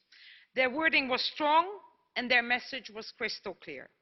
North Macedonia and Albania did what we asked them to do. The time has come to open accession talks with both countries. This is a test about the Union's ability to deliver on its promises and look to the future. The assessment for these two countries is of course different. These are two separate systems with different political contexts and distinct challenges, and every country must be judged on its own merits. But what I want to underline is that this decision is not about EU membership. It's the start of accession negotiations, which is based on an assessment made on clear benchmarks and clear deliverables. Both North Macedonia and Albania are ready to start working further difficult but necessary reforms in the years ahead. And let me remind you that this decision has already been delayed for 1 year. So let's not miss this opportunity to make our enlargement policy once again credible and predictable. Thank you. Thank you. Madam Long, for 1 minute. Madam President, the support of the EU for Northern Ireland and the Good Friday Agreement throughout this Brexit crisis is hugely appreciated by those in Northern Ireland. We need that support now to continue. More than anywhere in Europe, Northern Ireland needs a deal if Brexit is to proceed. A deal that creates no new border infrastructure within our islands, protects our economy and respects the Good Friday Agreement in both letter and spirit. A point reinforced powerfully by Tony Blair, Bertie Ahern and John Bruton at my recent Brexit event here in Brussels. The UK government's proposals do none of that. Instead of avoiding a border, they create two. Instead of protecting business, it creates more barriers to trade and places business in Brexiternity, an unending 4-year cycle of uncertainty as to their position in the single market. Instead of protecting the Good Friday Agreement, it places the future of the Northern Ireland Assembly, already suspended for 3 years, in further jeopardy. These are not serious proposals. The UK government wants a no-deal Brexit, but wants to lay the blame with the EU for its consequences.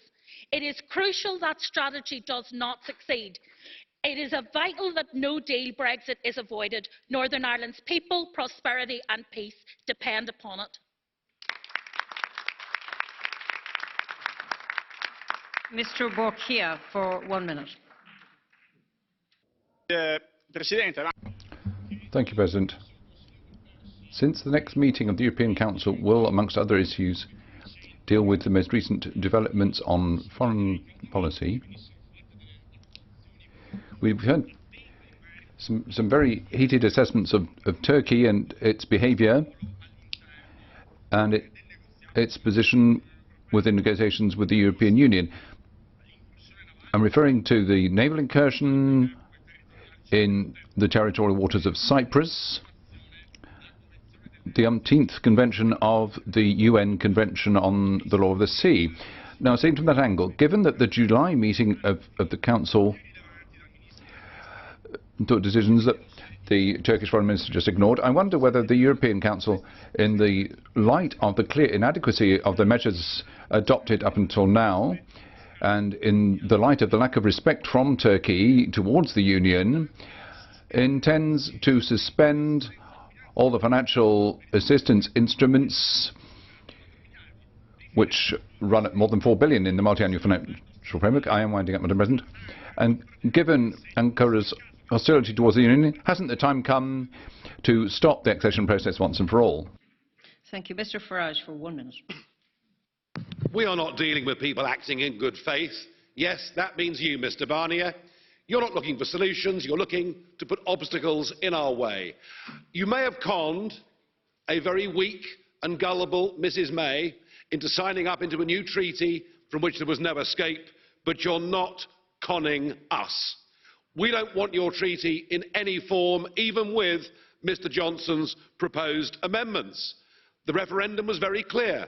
We voted to leave the institutions of the European Union and to be free. And you know, we've had enough of being talked down to by you, insulted by Messrs Tusk and indeed Juncker, and we will never accept a German Chancellor attempting to annex a part of our nation. We simply won't have it. The good news is your wretched treaty is off the table, support for a clean break Brexit is growing, and it will be the winning ticket at the next general election.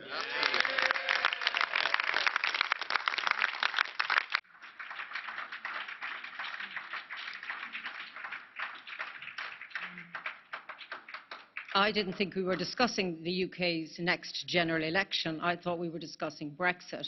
You have, of course, provoked some reaction from colleagues. Will you accept blue card question? Ms. Bunting.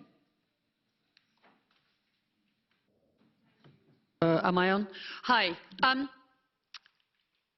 Yes, the country voted, the UK voted to leave the EU, but they didn't know what they were voting on, and they were misled. They were. Could you ask a question? I don't want a statement. I'm really sorry. I need a question. Yes, I would like Nigel Farage to account for why he stood in front of that poster with refugees that had nothing to do with European Union. I would like to ask why they supported erroneous statistics and inaccurate facts. They know your time they is have up, madam. It is 30 seconds. Thanks. I have two other colleagues who want to ask questions, and I'm going to allow it even though we are over. So, Mr. Farage, will you answer that, please? You patronising, snuck-up snob. How dare you? How dare you tell people okay, look, they Mr. didn't Farage. know what they were voting Mr. for? Farage, they knew please. exactly what they were voting for. They were voting against 50 years of people like you lying to them. They did it, you promised, you'd enact it, and you, the Lib Dems and others, have betrayed the greatest democratic exercise in the history of our nation.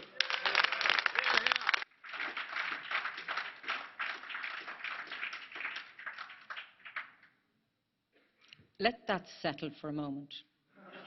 Just let that settle. Can I just say I am taking a decision not to put two more questions to Mr. Farage.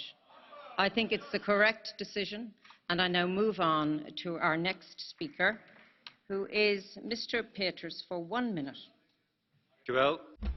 Thank you very much, Madam President. Mr. Barnier, it's clear that the summit meeting next week will be extremely important on Brexit, on that file. I hope that common sense will prevail. But of course, it is true that there are certain movements that are giving rise to worries, and it really doesn't bode well if you see the information that we've seen. I'd like to make a point about transport. There's a lot of preparatory work that's being done in terms of air transport, rail transport, and also maritime transport, but I would just like to pick up on road transport. We are extremely concerned about this, especially if there were to be a hard Brexit, that there would be a large amount of traffic chaos that would come with that, especially if I look at Belgium and Flanders, which is extremely vulnerable on that count. Belgium, together with the European Commission, has taken an initiative. The Netherlands and France have contributed as well to inform hauliers on the problems that might crop up on the 31st of October. My question is this sufficient, or should we not take more measures to make sure that traffic chaos, especially in Belgium and Flanders, should be avoided? Thank you. 1 minute. Madam Sippel. Vielen Dank. Und ich wende mich Thank you very much. And I turn to Council now. At the next Council meeting, migration has not been given priority on the agenda, even though the Interior Ministers once again yesterday could not even agree to a small transitional agreement for the Mediterranean.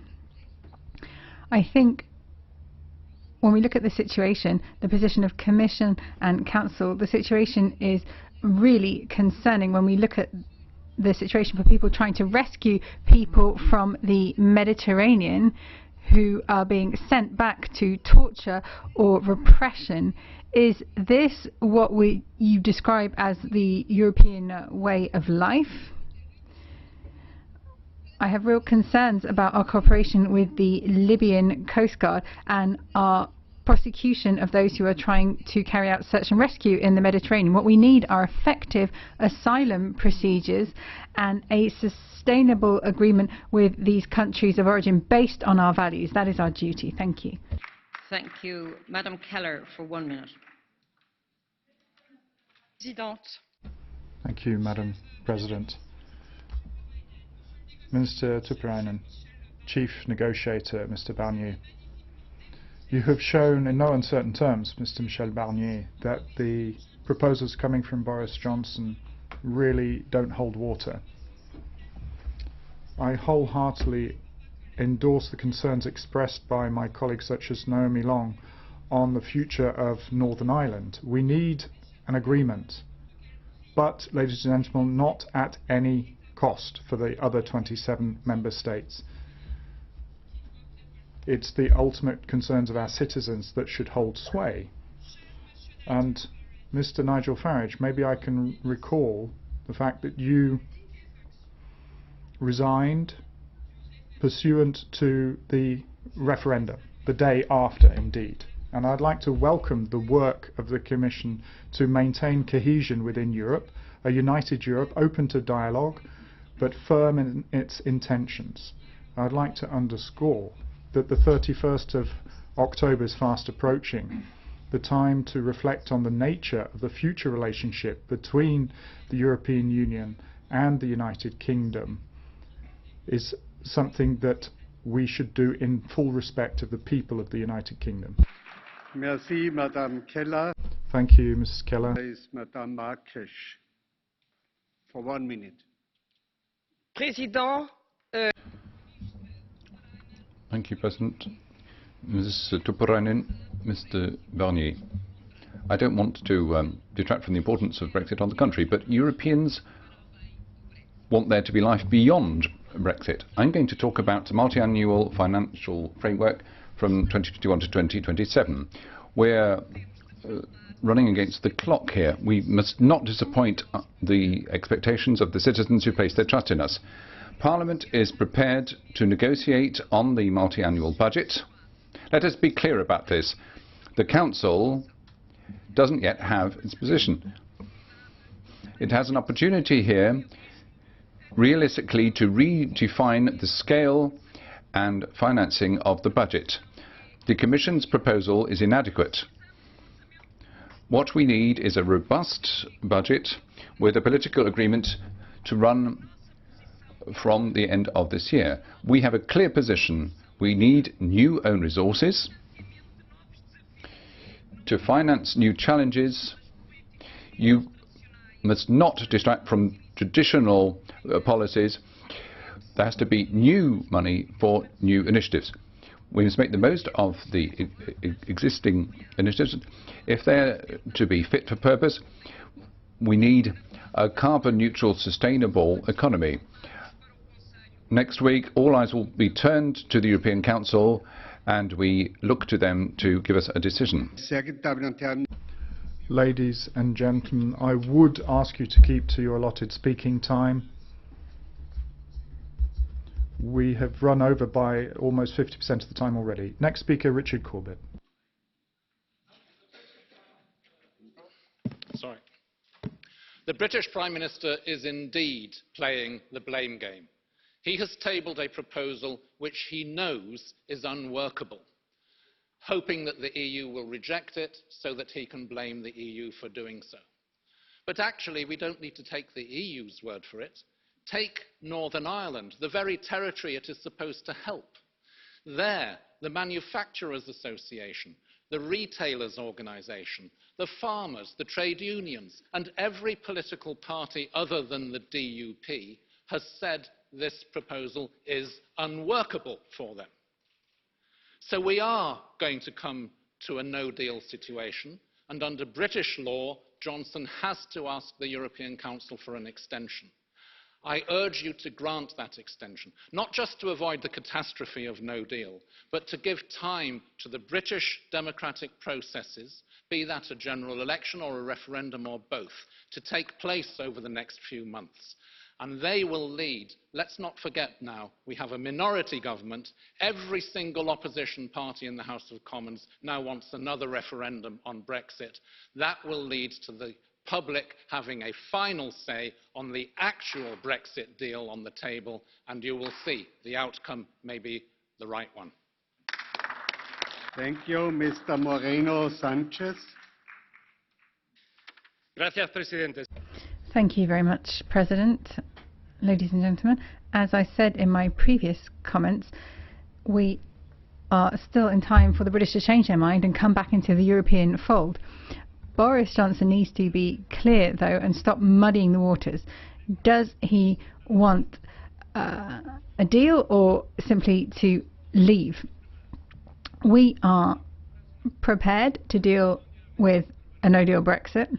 The Commission is prepared. My government has taken the necessary measures to mitigate the impacts of Britain leaving the EU and to protect the interests of citizens and companies in Spain. I hope over the next few years there will be an orderly withdrawal with a deal, but we need to be prepared. We need to continue working on our new strategic agenda. We need to agree on an ambitious MFF that's in line with the expectations of our citizens and our political objectives. We also need to ensure that Europe is a leader when it comes to tackling climate change and implementing the Paris Agreements. Thank you. Thank you. Ladies and gentlemen, we are coming now to the Catch the Eye. We have only time for 5 people. So we will start with Mr. Ruiz de Veza.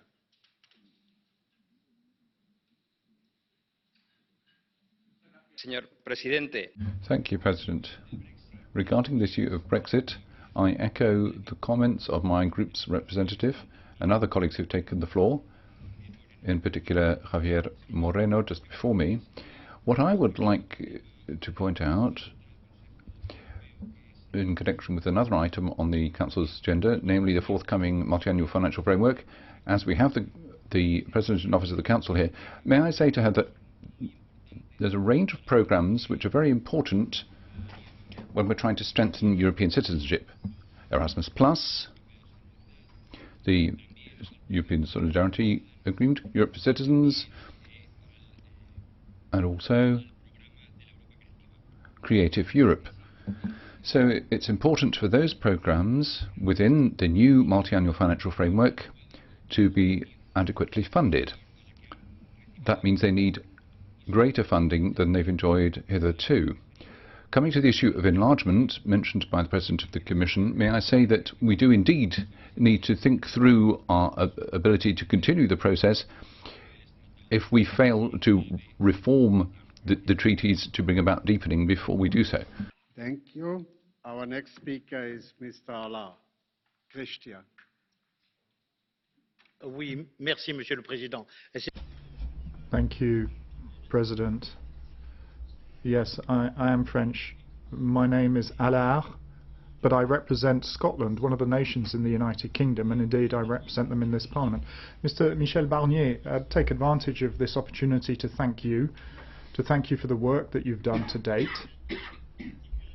And I would particularly like to thank you for the respect you've shown, the courtesy you've shown, and the phlegma you've shown, the calmness.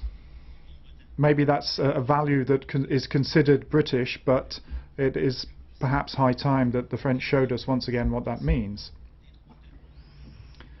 Brexit isn't just about the customs, but I'm changed to English. It's about people like myself. It's about people living in Northern Ireland, in the Republic of Ireland. It's people who are married to EU citizens who live in the UK. It's about British people who are living across the EU who are married to other people. So please remember this. Anything happens, secure our rights. Thank you. Thank you.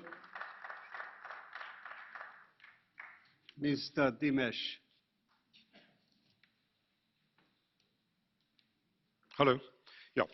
I just want to make clear that in the UK we live in a parliamentary democracy, and that means that when a referendum result comes out, it is then advised to the parliamentarians, the MPs in Parliament, who then try and administer that result. Fortunately or unfortunately, there is no Brexit majority in the UK Parliament. Now, as far as I'm a Lib Dem, as far as the Lib Dem manifesto goes, we never have ever said that we will be putting the Brexit result and we will want to do it. I mean, we were just told that we'd put it in our manifesto. It's not true. The other thing, of course, is I would very much like Boris Johnson to carry on in government with a majority of -43, and whatever we want to do, it's like a fish hanging on a line, and we will do what we can till 2022 to not have a Brexit. Thank you. Bourgeois.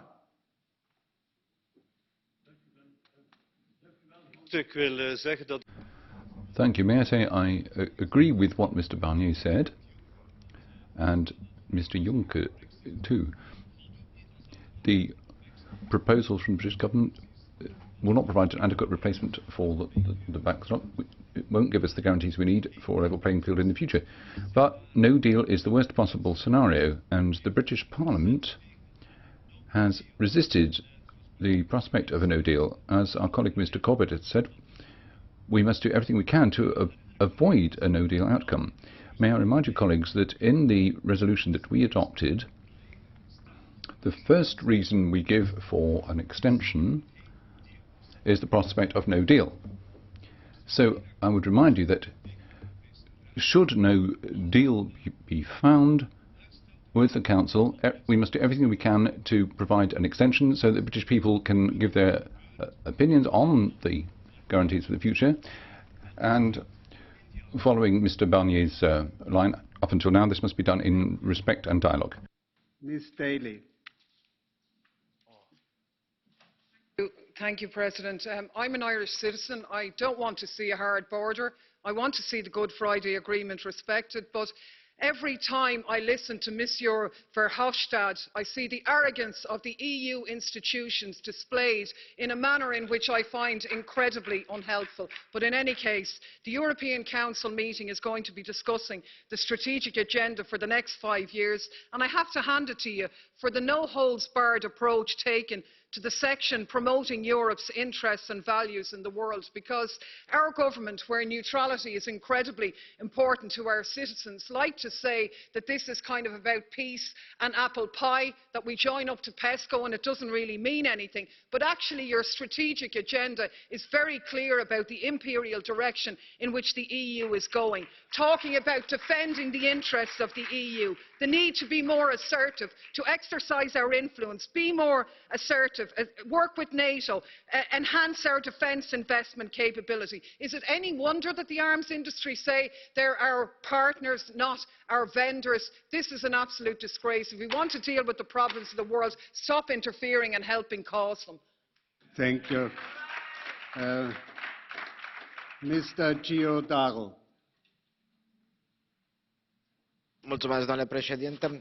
Thank you, Mr. President. Let me say that in this Brexit, we're not talking about left or right or politicians. We are talking about people. I come from Iași, a city in Romania, and many of my colleagues in the emergency room work in the UK, and I know how hard it is when rules come from somewhere else. We are democratically elected in the European Parliament to protect the citizens who put us here, and I would like to ask all of us here to extend Article 50 for the benefit of everyone. And despite of our political affiliation, unity in diversity should be our guiding principle. And since we're talking about the MFF, I don't think this is the solution that Europe needs right now. It is marred by inequalities, by disparities, and I would like to have regional hospitals, motorways, and money for infrastructure in my own country, but this budget does not provide for this. But because EU citizens put us here, I believe that we can find a solution together, because unity in diversity needs to be a solution for everyone, the healthy solution for everyone. Thank you very much. Last but not least, Mr. Thijs. Monsieur Barnier, will you please explain to this chamber and indeed the citizens of Europe why you refuse to adopt the recommendations of your own expert, Lars Carlson, in his report, Smart Borders 2, his excellent 48-page report produced in November 17, confirming that using existing technologies, existing best practices around the world, that actually you could have a friction-free border in Ireland. Why, sir, do you continue to reject that recommendation? May I put it to you? The reason is that you want to handcuff the European Union to regulatory alignment and to the customs union, because you don't want us to succeed as a high-growth, low-tax, smartly regulated country off Europe. Thank you very much. Wir beenden die Debatte. The debate concludes with the Council. Mrs. Tuppurainen, you have the floor. Sehr geehrter Herr Vorsitzender, Mr. President, ladies and gentlemen, thank you for your very intensive debate. Many of you addressed the issue of Brexit, which is understandable, but also many of you made remarks and comments in regards of the upcoming European Council. I will convey these messages and remarks to the President of the European Council. Thank you very much. In terms of our work ahead, now that the strategic agenda has been adopted, it is time to look at how it can effectively be implemented and how we can work together to achieve our common goals. It is crucial for the EU to move ahead in key areas, particularly in terms of its future budget and on climate change, one of our most urgent threats. In addition, it is clear that Brexit is a pressing issue for leaders next week. Now, if you allow me, Mr. President, on MFF, I would just like to recall you that tomorrow in this very plenary we are going to have a debate on the next multi-annual financial framework. So we will have a perfect opportunity to exchange views on MFF tomorrow morning. And finally, on Brexit, I regret to reiterate that the UK proposal is not operational. There is therefore some serious work to do if one is to achieve a deal. But a no deal cannot be the preferred choice of the Union because of the significant consequences on citizens and businesses, even though we are well prepared. So, ladies and gentlemen, if requested by the UK, for good reason, an extension will be considered. And however urgent the Brexit issue is, we do have other issues on the Council agenda, and we do concentrate on our work. So thank you very much for your attention and for this lively debate. Wir bedanken uns. Thank you very much, Ms. Tuppurainen. Thank you to you, and we wish you for the meeting on the 17th and 18th of October, as with Mr. Michel Barnier, all the very best. That brings us on to the next item on our agenda, which is a Commission statement on greening the European Investment Bank. And for this debate, I would like to welcome the President of the European Investment Bank, Werner Hoyer. And before we move to the debate, perhaps I could just inform you that we still want to work with the new system where members can register their spontaneous reactions electronically and use the blue cards, but the blue cards which are raised during the Catch the Eye section are not ones that I took, because blue cards are seen as part of the discussion, as part of the debate, rather than for additional speaking time during Catch the Eye. And during the Catch the Eye procedure, I'm not going to take people who have already asked for a blue card question during the debate, because it means you've already taken the floor once. Who will get a chance to take the floor when and how is up to the Bureau and is part of the ordered debate procedure. You will have received an email on the way that we want to see this applied. The guidelines are on the table. To table a request to take the floor, you don't have to wait till the end of the session. You can actually use the voting equipment buttons if you have your voting card with you. That's the prerequisite to be able to use that voting system. So please bring your voting cards to each session, and if you want to ask for the floor for an off-the-cuff comment, you can do that immediately. You don't need to wait until the end of the debate to do that. And if you haven't used the electronic system yet, you can use the old system and still raise your blue card. So that's just by way of introduction and just to add additional clarification. Now we move to the statement by the Commission on the point on our agenda that we've broached.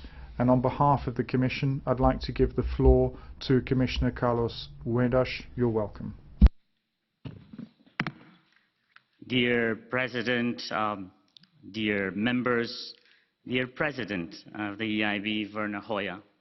First of all, a word for the people of Germany. My heart is with the Jewish community.